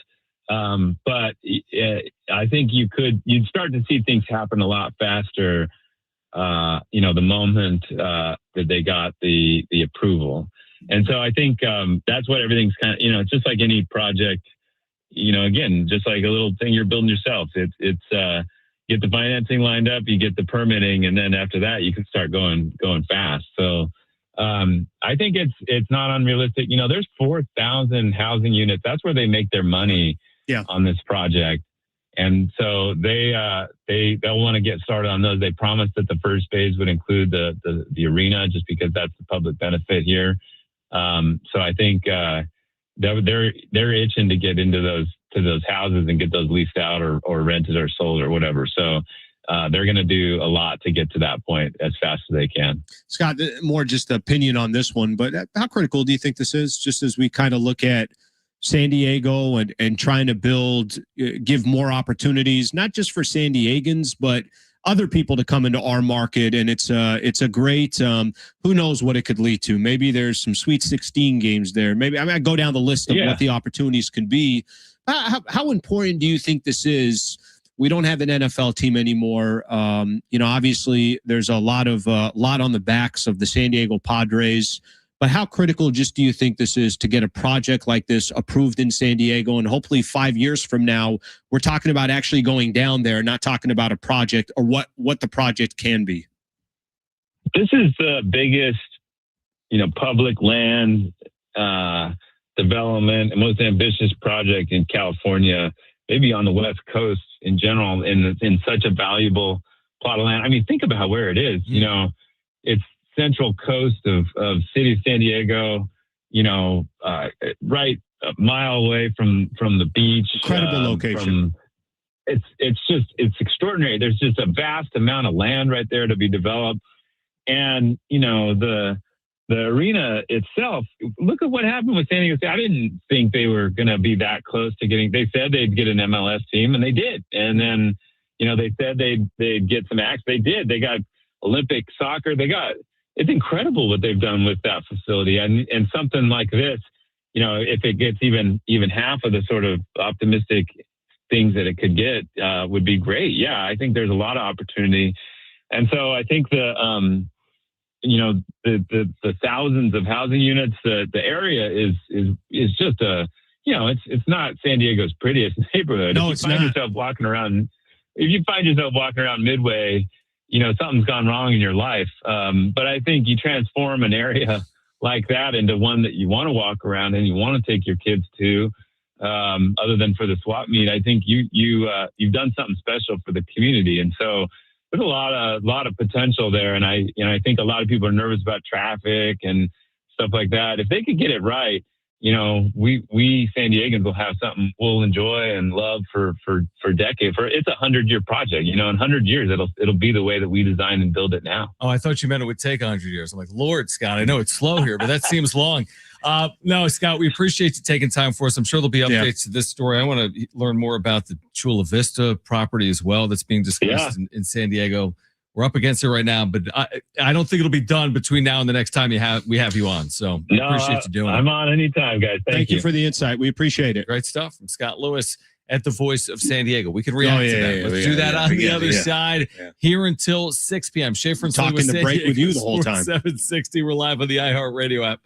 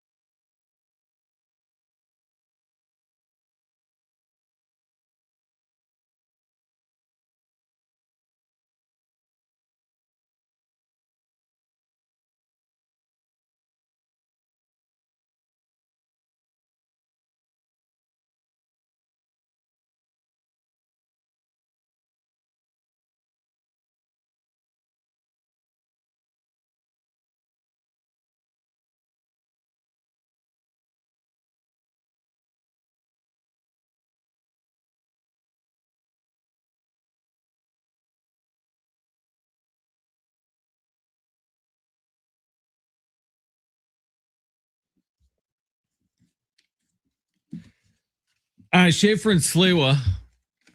You have anything over there? You want I to got tell something. our listeners? Yeah, What do you man, have that you want to Jesus. tell our listeners? All right, America's turning 250 and San Diego Sports 760 is celebrating with $250,000 in cash. Listen for your chance to win $2,500 so you could take the ultimate American getaway. Visit the states, the cities, the landmarks, and national parks that make our country amazing. Win your share of $250,000. Just listen for the keyword, then enter it at sportssd.com. Your next chance to win is coming up after 5 p.m. on San Diego Sports 760. Did Scott Lewis pour some cold water on the NHL, NBA No. in the future possibility? No, I don't think he did. Midway If Rising. I'm being honest with you. Okay. Again, I'm going to go back to what I just said. If you're building a 16,000 seat stadium, I'm sorry, you're not building that for a G League team. You're It's not pretty building that big. for the San Diego Gulls. Are you building it for Justin Bieber? Yeah, I do. I think you No. are definitely building it from an entertainment perspective, but I'm going to go back to the same thing that I just said. And let's just be honest with each other here. So wait, what's the difference then? The difference is between 16 and 17,000 you can have an NBA team, which He said, again, though, like another like a different sized arena, like taller. if you ask me this, do I think an NBA team's coming to San Diego? I don't. Right. But if you ask me, do I think an NHL San Diego can pitch the NHL about a franchise in San Diego? I do think that's more realistic. Mm-hmm. Nothing today, nothing tomorrow. And why even have a conversation with the NHL unless you actually are starting to build an arena?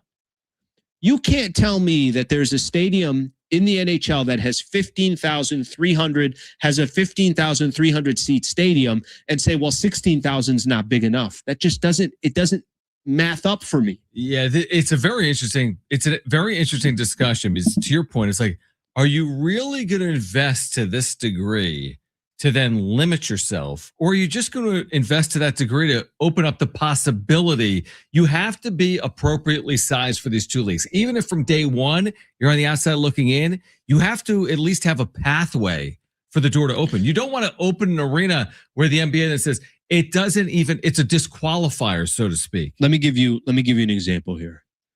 We knew when San Diego State was going to build their stadium.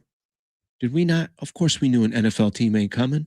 Right. You can't get an NFL team here at 35,000. Mm-hmm. And I know people are going to say, "Oh, well, there's ways we can extend it and this and that." Yeah. Okay, that's fine. But let's just be honest. I think everybody knew the NFL in San Diego died the moment the greed and the ego kicked in with Dean Spanos and decided, I'm going to go to LA and not even get a stadium while I'm out there. Why I think this is different, when I say Stan Kroenke, you associate Stan Kroenke with what? You associate him with sports franchises. Right. And I'm not telling you that Kroenke needs to have a sports franchise, because I watched Stan Kroenke, as we all did, build SoFi up in LA.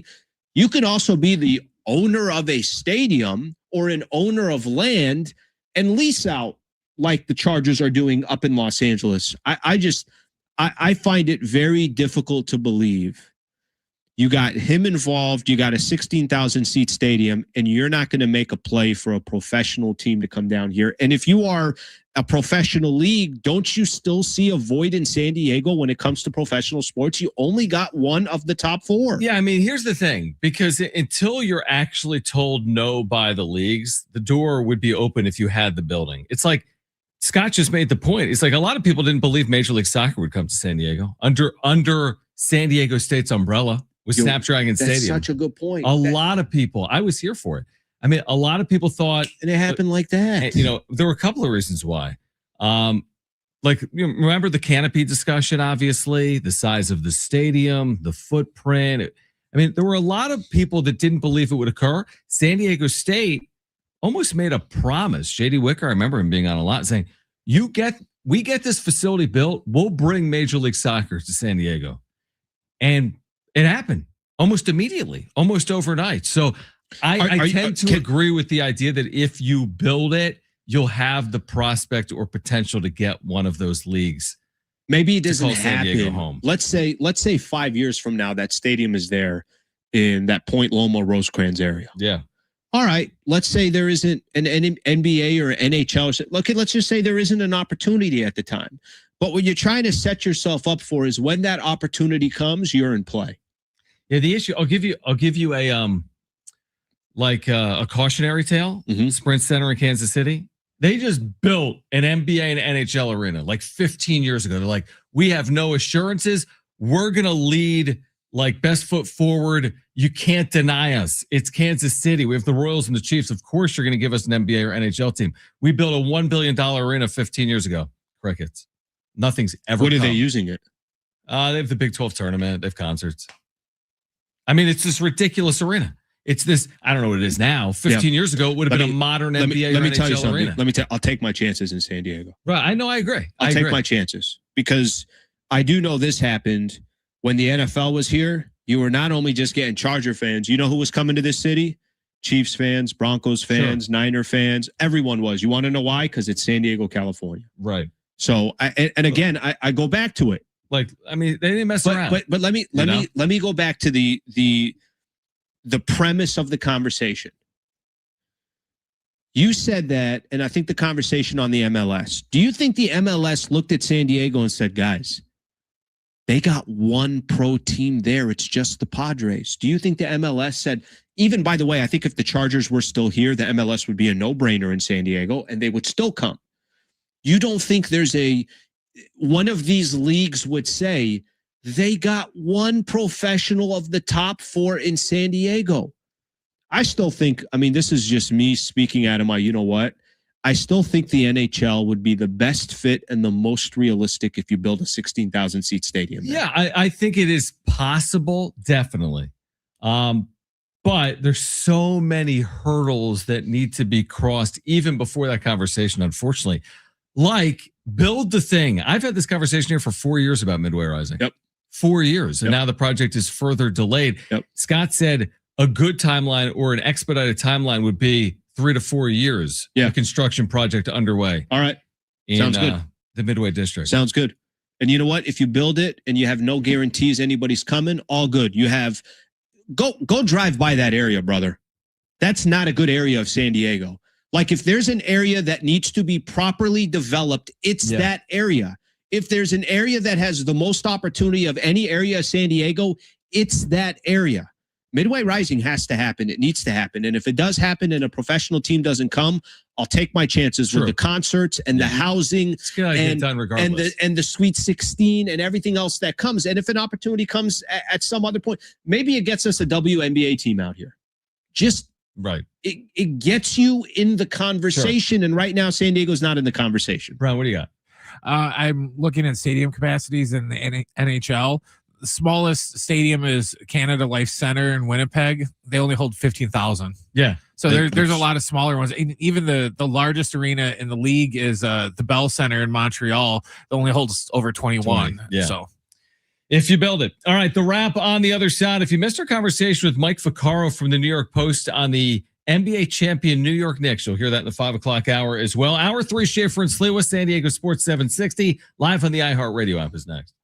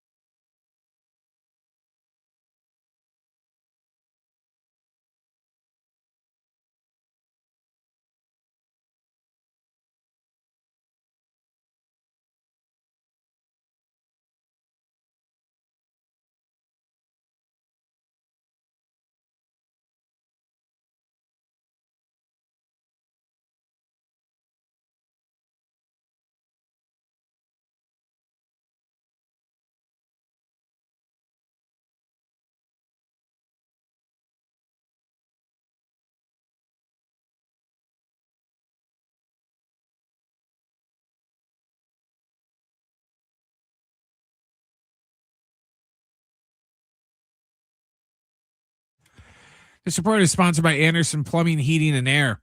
The Padres are in St. Louis right now, taking on the Cardinals in Game 2 of their series. It's Michael King going against Andre Palente.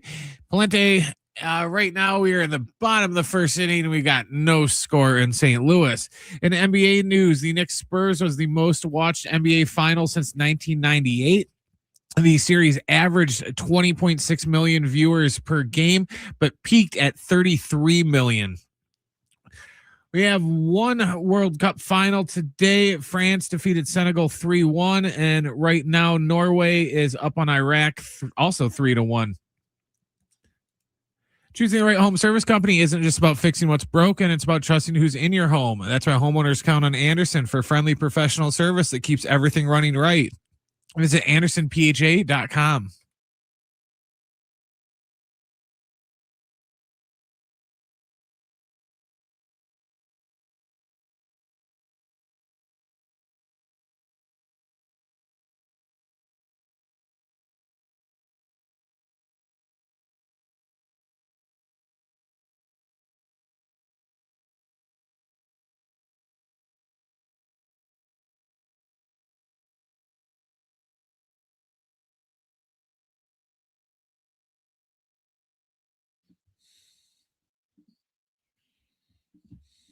All right, final hour of Schaefer and Sliwa, San Diego Sports 760.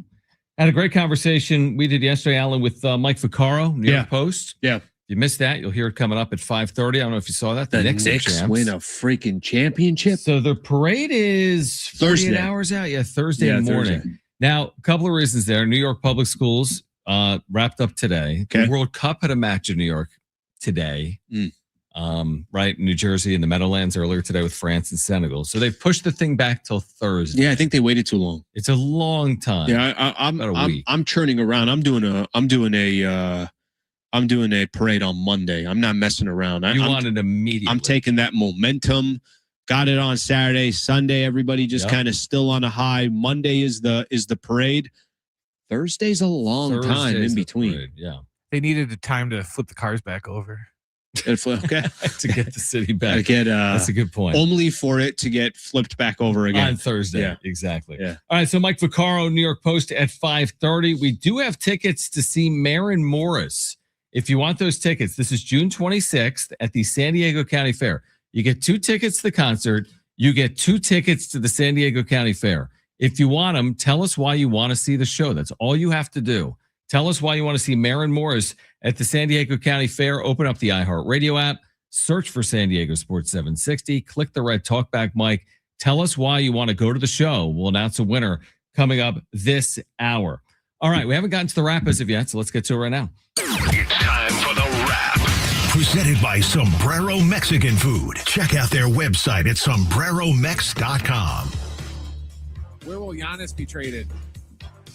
Giannis Antetokounmpo, the conversation that won't end. Right. Where's he get traded? All right, I'm gonna. It feels like it's coming down to 2 squads, Miami and Boston, on like this bidding war. And I saw something else too. What did I see? Like Miami's backup plans are Trae Young, Kawhi Leonard. Like they're going big game hunting. I think Boston. I think he ends up with the Celtics. Do you think Giannis ends up with the Boston Celtics? I think he ends up with the Celtics, and to be honest with you, I think that's a phenomenal fit for him. Amazing. They are such a good. They're a well-run franchise. Obviously, they know what they're doing. They know how to develop players. They know how to find guys that maybe you didn't look at, that squad didn't look at. He's got legit chance to go win another championship or so if he can get to the Boston Celtics. In my opinion, I think that's the best fit for him. I think they would be favored to win the NBA title. He's 31 years of age. You've got Tatum back. I mean, they're already definitely favored to come out of the the East. They're always favored to come out of the East, Yeah. including this past year, until they were upset by Philadelphia. So, I mean, I think they'd be right there. I think you land Giannis, they're right there at the top of the NBA, certainly at the Eastern Conference. But the Jaylen Brown thing, that thing bothers me. That they think they gotta. Yeah. What's going on with Jaylen Brown? I think Boston creates the most intrigue and excitement around the NBA if he somehow lands there. So, yeah, I tend to agree with you. I think Boston makes sense. Next question. Do you have more optimism in the U.S. men's team or the Padres? There's a way to link up the two top stories right there. I like that. This is very odd here. I think I'm riding the USA men's national team. They were so good. So good in that first game. There's actually some real momentum. I know we're just talking about just big pictures, I'm assuming. I have more confidence in them right now than the San Diego Padres. Now, again, I don't know what the end goal is. Do I think the United States is competing for a real World Cup? No, I don't. Do I think the Padres right now are competing for a World Series? I don't. So I'm not really sure where to put them in these categories. Well, here's what I would say. I think based on one match, I think it's realistic that Team USA reaches a quarterfinal. That's win 2 knockout stage games, round of 32, round of 16. That's at least possible. The Padres to reach the round of 2 knockouts. I mean, they probably right now are somewhere between there. They're probably the odds-on favorite. That'd be surprised. That'd be surprised if they won 2. Yeah, it'd be surprising if they won 2 knockouts. Maybe we'll see. I mean, we'll see. And is that the equivalent of like the Padres winning the wild card and winning the? No, just winning the wild card. Because then there'd be 8 teams left. So, what's more likely? The Padres win a wild card series this year, or Team USA wins 2 knockout stage? Yeah, I hate to say that. I think Team USA. Yeah, I would take Team USA slightly right. Listen, Team USA scored more than the Padres. They scored 4 goals in their first match. They score goals like it's nothing compared to the Padres. Next question. Which Padres hitter do you have the least confidence in? Great question. Lots of choices. Great question. Least confidence in right now. I'm just going to stay with some of the bigger names. I know where you're going. Say it on 3. I'm going to say 1, 2, 3, and then you say the first name. 1, 2, 3. Xander. Easy. God, I hate that. I just hate that. Isn't that amazing? I realized something very early on. When I just got here, I was mad at everyone for not being more mad at Xander. Okay. I don't know if you remember. I'm AC we had on one time. Right. I'm like, Kevin, why aren't more people mad at Xander? He's like, no, he's like, well, you just got here. Right. Everybody's been mad for years. 2 years, yeah. So they're just, you get to a point where you're like, I got no energy left for this. Right. And all it took me was a month. And I'm like, yeah, I'm getting a little. 227 he right flies under the radar. Flies. Of being really bad. Unbelievable that he can have the contract he has. And you and I spend all our freaking effort talking about Tatis and Machado. And Xander's like, hey, everything good? Everything good over here? Dude, I'm a nice guy. There was a month-long stretch this year, and we said it, man. Go do it for a full year. And he has been unable to do that as a Padre. He'll have a month, and then he'll have 2. The first month. Yeah, we'll have 2 where he can't hit the side of a barn. Yeah, I'm with you. I think it's Xander. Next question. Are you concerned about Michael King's recent struggles? 0-3 in his last 4 starts, 6 ERA. On my list of concerns, I'm disappointed, but on my list of concerns, Michael King's not high on my list of concerns because I have other things to be concerned about. So it's like I'm watching the foundation crack. I got a leak in the roof. I got this, that. I'm not worried that my refrigerator light is not working properly. There's other things that I feel like are more important, or the garage light isn't turning on. So I have to keep one door open to see inside the garage. I'm not as concerned with Michael King. I completely agree. I think King is not an issue. I mean, if anything, he's been highly effective. But I've been disappointed in his last handful of starts. He's 0-3. The team is 0-3, or he's 0-3. He's got a 6+ ERA. He is starting today against the Cardinals in the middle game of this 3-game series. But I'm with you, man. There are bigger concerns with the Padres right now than Michael King. And it's squarely on the offense. Yeah. The offense in this Cardinals series had 1 hit yesterday. So it's squarely on the offense right now, is what I would say. But King, no, that's not my biggest. Now, if you ask me about Lucas Giolito or Griffin Canning, that's a different conversation, right? But not Michael King. Yeah, and again, like King is. I think when somebody mentions Michael King is because you have so many other concerns. It's like, well, King can't also be a concern. Mm-hmm. You already have other things that you're worried about. So I don't have time to also worry about Michael King. Right, exactly. Yeah, there's only so much time. It's almost like, Michael, not now. Right. Like we got other things that we're worried about. Yeah, no, You can't be one of them. Listen, I think, did we not say when this road trip started, Alan, and correct me if I'm wrong, did we not say 5-4? Yeah, 5 good and 4. enough, I said I'll right? take 5 and 4. So what Absolutely, we're I asking said them that. to do now is go 3-2. They've played 4 games. They're 2-2. They won a series. Now they lost a game. Yeah. It's still very much in front of them. That's Yeah, why we haven't listen. gone all in today and be like, oh my gosh, I hate yesterday's season over. It's just discouraging the state of their offense in general. The 5 and 4 is not because, if you are a good team, if you were a team that was rolling, 5 and 4 doesn't mean anything. When you're a team that's all over the place right now, up and down, predominantly down, 5 and 4, let's do something. I'll do a get together at Gaslamp. We'll go celebrate a 5 and 4. So I'm with you on that. Yeah. So 5 and 4 still, and the issue at hand. This is like, here, I'll give you here's my analogy. Tell me if you like this. Tell me if you like this. This is like when the votes start coming in on election night. Yep. And they say 4% of the precincts reporting, and like, whoa, 68% are blue or 68% are red. Like, yeah, but Philadelphia isn't in. Yeah, but Detroit isn't in.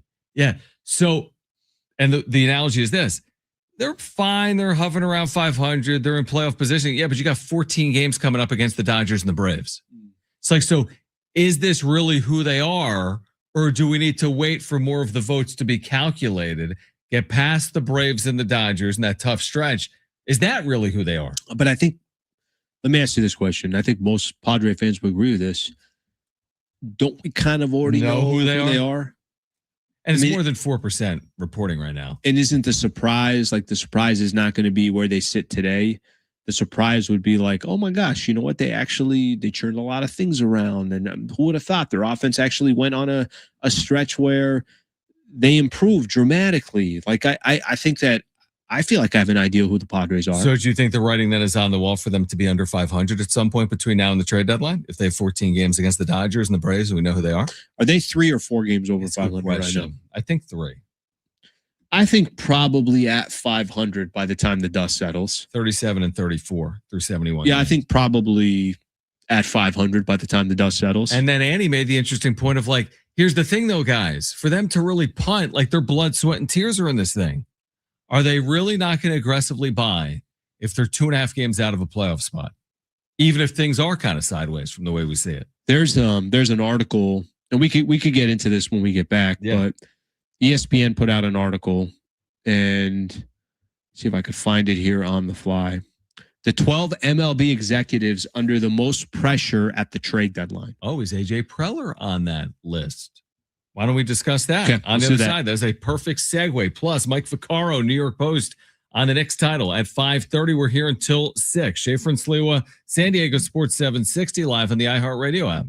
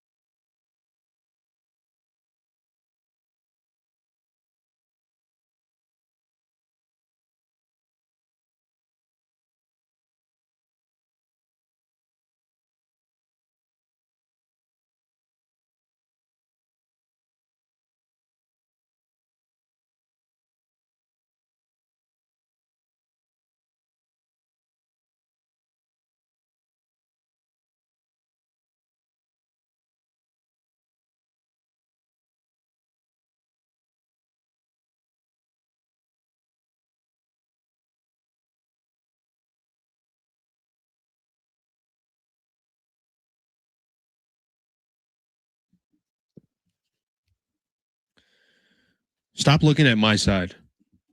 What, you're on that side, right? Yeah. So this sheet of paper's over here. So don't worry about those.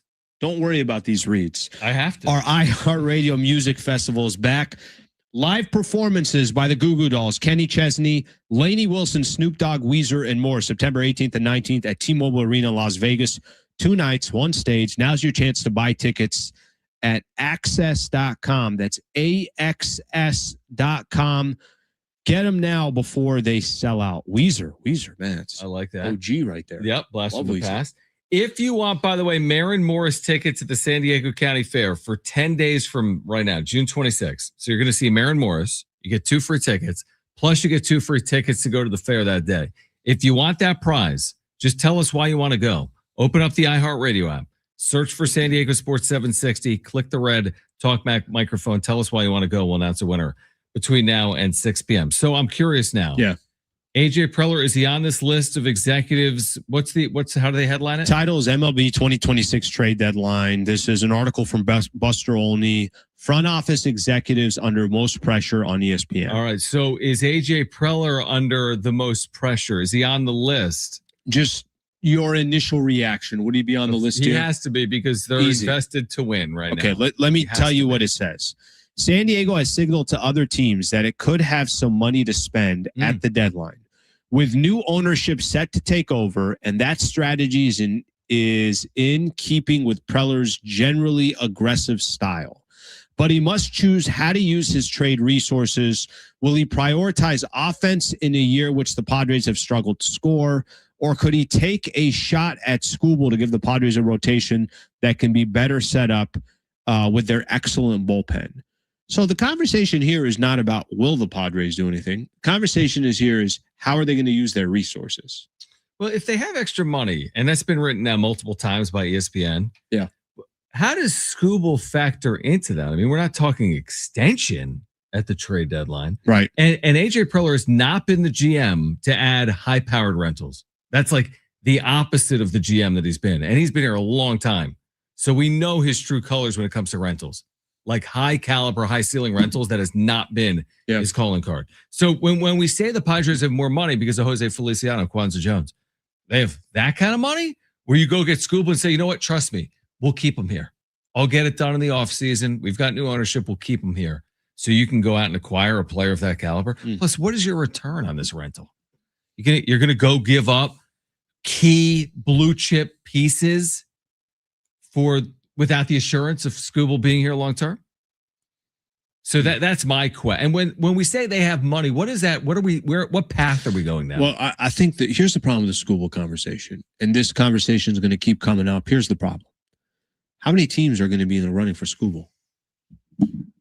Are you thinking a big number or a small number because he's a rental?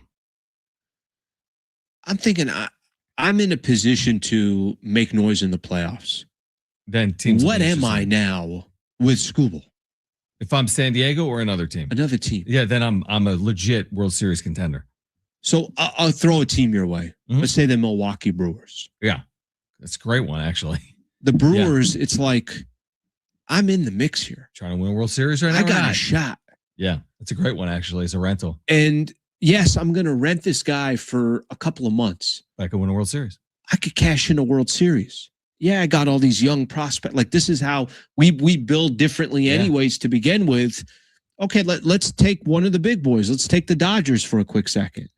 Of course. Yeah. Why, like, what would stop the Dodgers from saying, let's just add another, let's give ourselves even another stronger chance of winning a World Series. Sure. Like, what stops them? By the way, going into a year, well, we have no idea what's going to happen. Of course. The next summer, it would be the icing on the cake of why baseball is going to stop is because everybody's watching.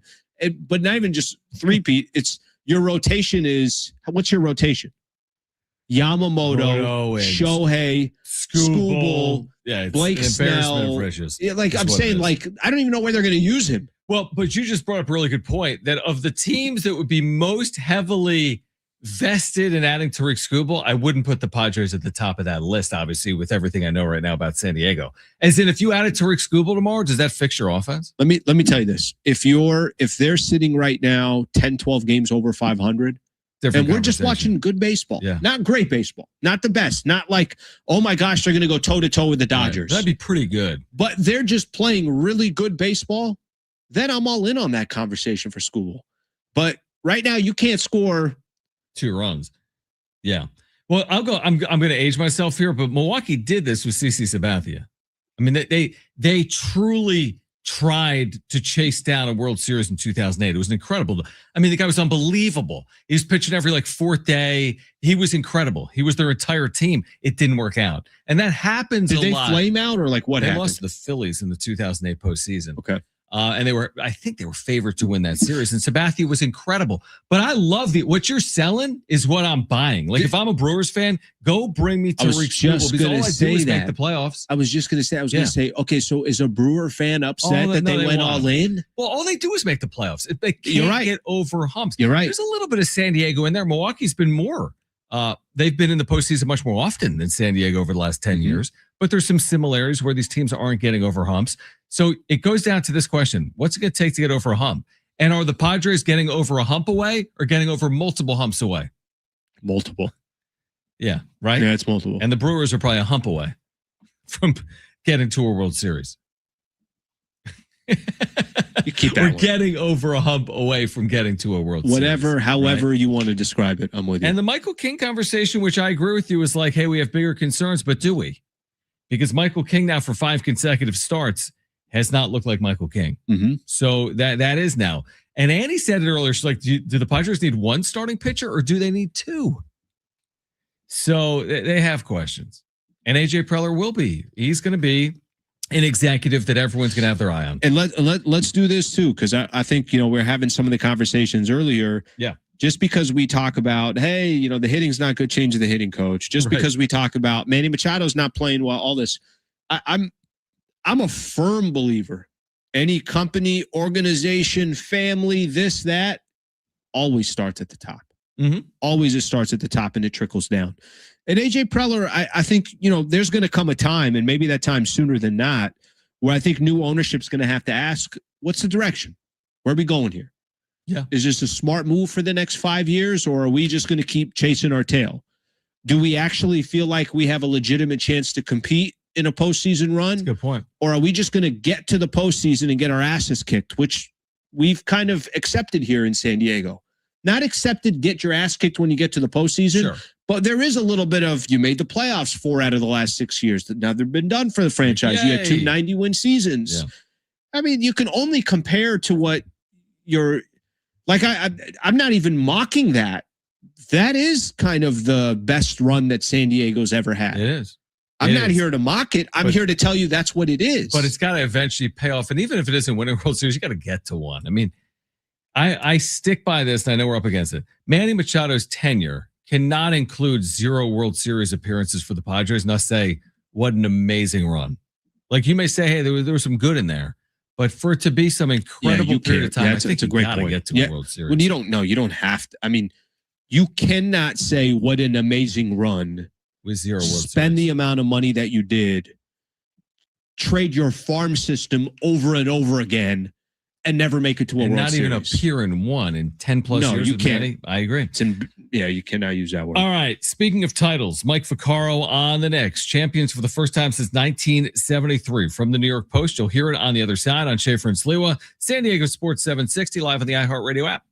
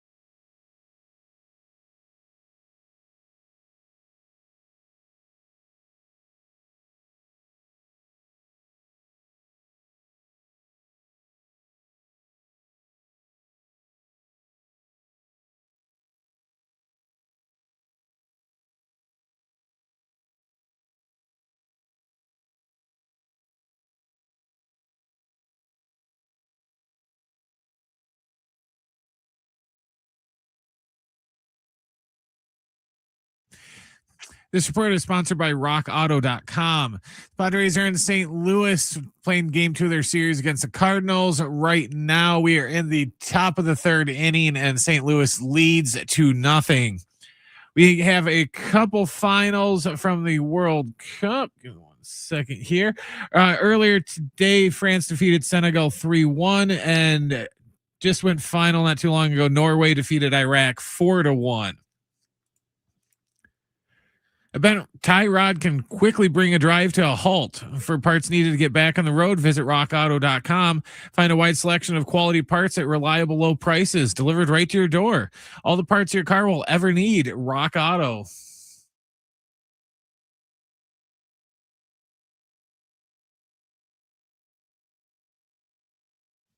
All right, Schaefer and Sliwa, San Diego Sports 760. We'll hear from Brian Windhurst, by the way, coming up on Giannis's future. Yeah, a little Giannis news. You exhausted on the Giannis news? I've had way too much time. I've had a lot. But we'll get resolution. You're saying before. I think we'll get a resolution in the next week. Draft is 1 week from today. I think 1 week from today. They're doing a 2-day draft this year. Yeah, Tuesday, Wednesday. All right. So if you missed, Mike Vaccaro covers the Knicks for the New York Post. We started the conversation by asking like where this stacks up, right? In regards to recent New York champions. This is Mike Vaccaro. It's good to be with you guys. Yeah, I mean, things are out here been pretty grim for a while. So from that standpoint alone, seeing a team that actually makes it to the finish line is both somewhat surprising and also you haven't run into anybody around here with a bad attitude the last couple of days. Everybody's got a smile on their face, and the Knicks are the one team that unifies the city because it's basketball is a different sport. Unlike the other teams, every time the Yankees win, somebody's a Mets fan's unhappy about that.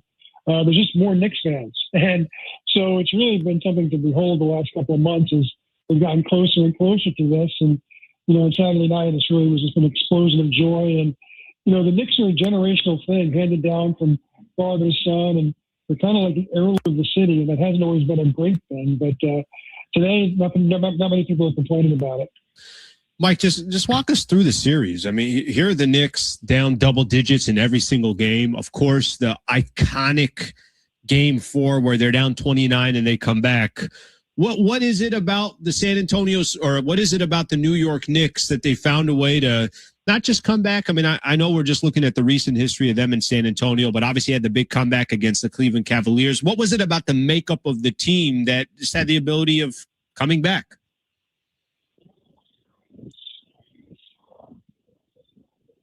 Always talks about every game starting at 0-0, never, never wallowing in a bad game and never celebrating a good game until the last game, obviously.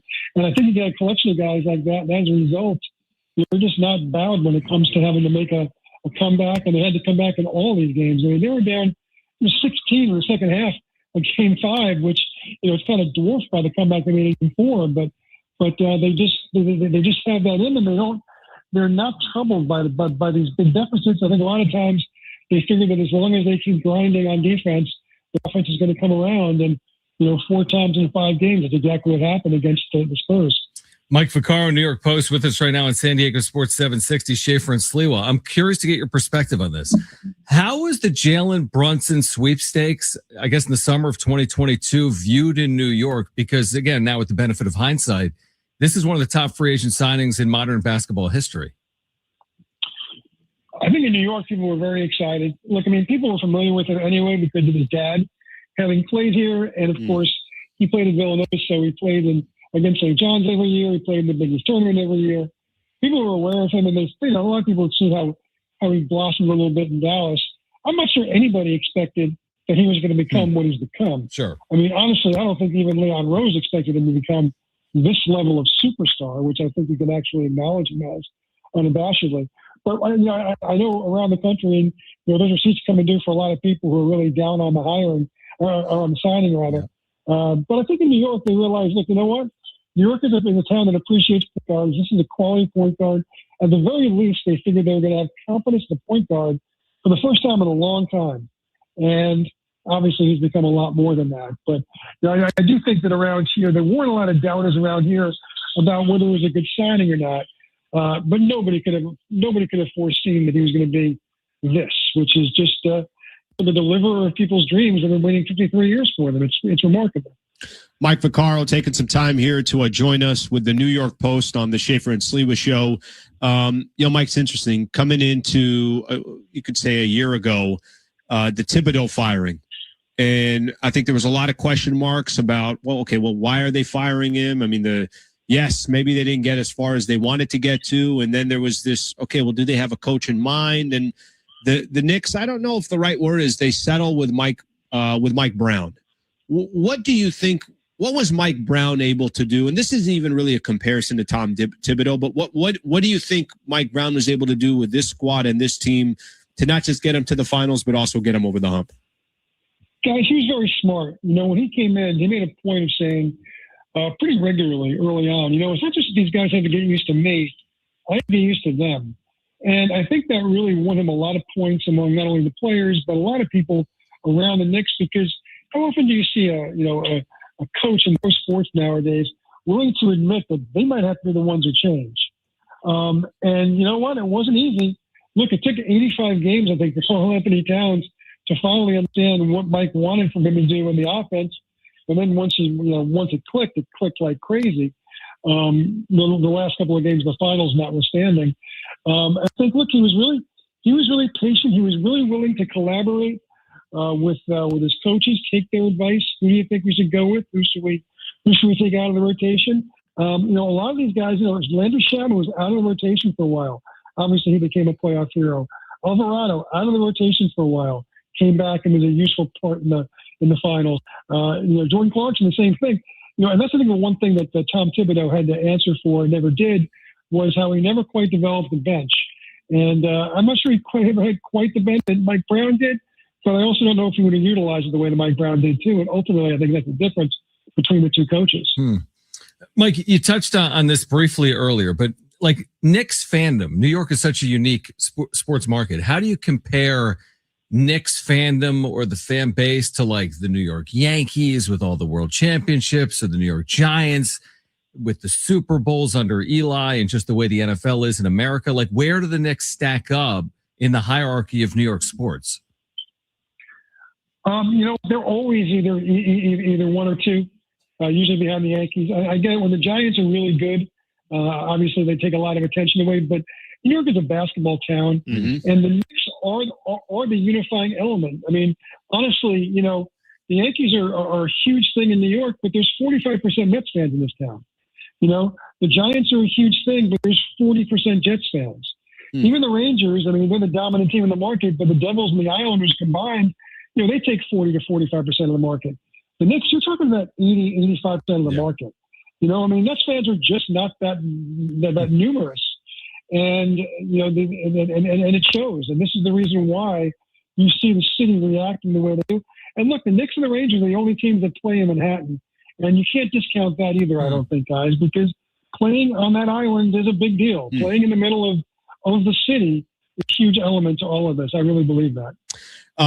Mike, curious, I know we're going to be jumping into the NBA draft and then free agency, and it's kind of, even when the finals is done, the NBA still has at least another month or so where there's going to be a lot of eyes on the NBA. As you look to next season, how do you think the Knicks are positioned? And I only ask this question because I think there's already a lot of sports books and a lot of power rankings that are out there for next year, and they don't have the Knicks as the favorite.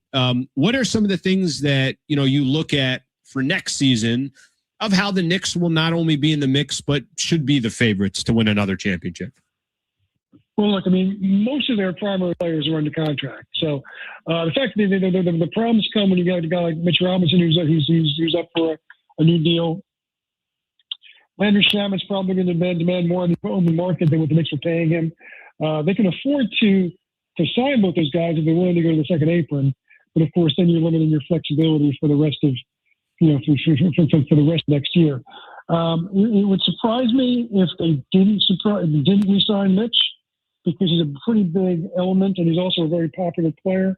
Shamet, look, I'd love to bring him back, but sometimes you just make hard choices, and they do have a guy in Diawara on the roster who I think they project can do a lot of what Shamet does. So we'll see. It's hard because all those guys, the really appealing element of this team is that, all 8 or 9 guys who played regularly, they all had their moment there in the playoffs. There was a Landry Shamet game. There was a Deuce McBride game. Obviously, there was a Josh Hart game, and there were a lot of Jalen Brunson and Cat games. And I think that's one of the things that was appealing about the team, and also might go into their thinking about whether or not they want to risk the second apron or not. Mike Vaccaro with the New York Post. Final question from me, Mike. I appreciate you taking time. How would the popularity, in your opinion, of Jalen Brunson compare to other celebrated New York popular athletes of the last 25 plus years? Well, right now it's unparalleled. I mean, I think for the last couple of years, him and Aaron Judge were 1A and 1B, and it kind of depended on which season you were talking about. Who's the more popular player? I think Brunson has secured a spot higher on that particular comparison, mostly because Judge hasn't won a championship. And look, as silly as it probably sounds to you guys and every other logical person outside of New York, one of the things they're judged by as the Yankees is you win a championship. I mean, that's just the way it is. And so as a result, I think Judge's, reputation is a little bit lesser than it should be, given his talent and what he's done, only because he hasn't won a championship. And now you got a relative to Jalen Brunson who has won that championship. I do think Jalen is number one on the list. And like I said, in normal times, even when Judge is hitting 60 home runs and the Yankees are winning every day, you got Mets fans who are hoping that the opposite happens. So that makes the dynamic so much different in this town. Final one for me as well. Can you walk us through? So what's the parade? It's on Thursday. What do you think what do you think that's going to be like in New York City, and what are people expecting for the parade on Thursday? Well, off the hook, I guess the only downside is that the New York Regents exam is on Thursday, so there's a bunch of kids who I think otherwise wouldn't have a problem playing hooky, who aren't going to be able to if they want to go to college. So I think that might be felt a little bit, but you know what? The city is 6 million people. I suspect that one way or another they're going to get up 1.5 or 2 million people on that parade route, and it's going to be pretty remarkable. It's been so, especially because it's been so long since we've had a champion around here. The last one was the Giants, and they partly belong to New Jersey. So as a result, there was kind of a split celebration. This time it's all New York all the time. It's going to be a New York City celebration, and it's really going to be something to behold. I really believe that. Mike, one more. I said final question from me. Do you see Victor Wembanyama as an NBA? Is he a villainous character moving forward? I feel like he was kind of put on that pedestal during this series, certainly with the, New York being the New York media as well. Like, is Wemby, does he take on villainous characteristics moving forward for you or not? Guys, you know what I see Wemby as? I see him as a kid. He's 22 years old. Yeah. I hate to think of how people would judge me when I was 22 if that was going to be my permanent grade. Did he cover himself in glory in this series? He didn't. I don't think he's necessarily a filthy player, but I don't think he backs off from things that happen to him because he's 7'4". I think his elbows go places that other people's elbows don't. I don't know that there was intent. I can't read his mind. A guy at that level, I think, even if he doesn't show it, respects the people he's going against too much to want to actually hurt guys. But that doesn't mean he wasn't doing what he was doing. And I think that, I think that'll work itself out. Because I think, until the series, until the playoffs, to me, I think people really had fallen hard for Wemby for a lot of reasons. But for me, it was because of the All-Star game. And this is a guy who by himself rested the All-Star game because he cared. People want to shut down the All-Star game for years because guys would show up and barely care. Here's a guy who wanted to win every quarter or whatever the format was they had, and was angry when things went wrong. And that set up other guys wanted to play because of that. And I thought that was the kind of, to me, that was my impression of Wemby until I saw him in the finals. Like, do I think he's villainous? I work for the New York Post, so we're going to find villains where maybe sometimes we can find them. For a while there, we thought C.J. McCollum was a victim. So, go figure, what the standards for victimhood is around here, villainhood is around here. But I think he's a great player, and I can't wait to see what becomes clear. And look, I would have liked if they would have shown a little bit more dignity when they walked up the court and didn't shake anybody's hands, but we'll see what it goes to, because I think they're going to be around for a long time, and seeing how they pull themselves off this disappointment going forward. That's a young core. I can't wait to see what Dylan Harper's going to be. I can't wait to see what Castle's going to be, and I really can't wait to see what Wembanyama is going to do, because he's the guy who's going to push them to whatever heights they achieve. Great. All right, great stuff there from Mike Vaccaro at the New York Post. On the other side, Brian Windhurst on Giannis's future. You'll hear it next on Schaefer and Sliwa, San Diego Sports 760 live on the iHeartRadio app.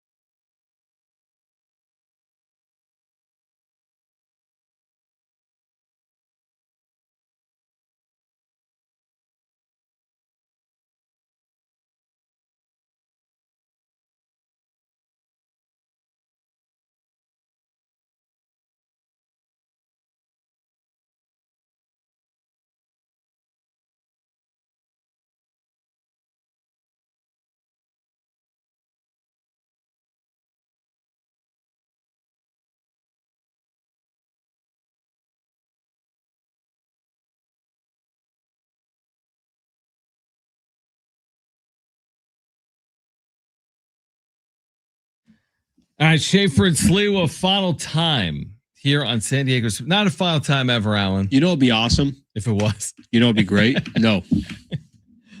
What? Hell was that?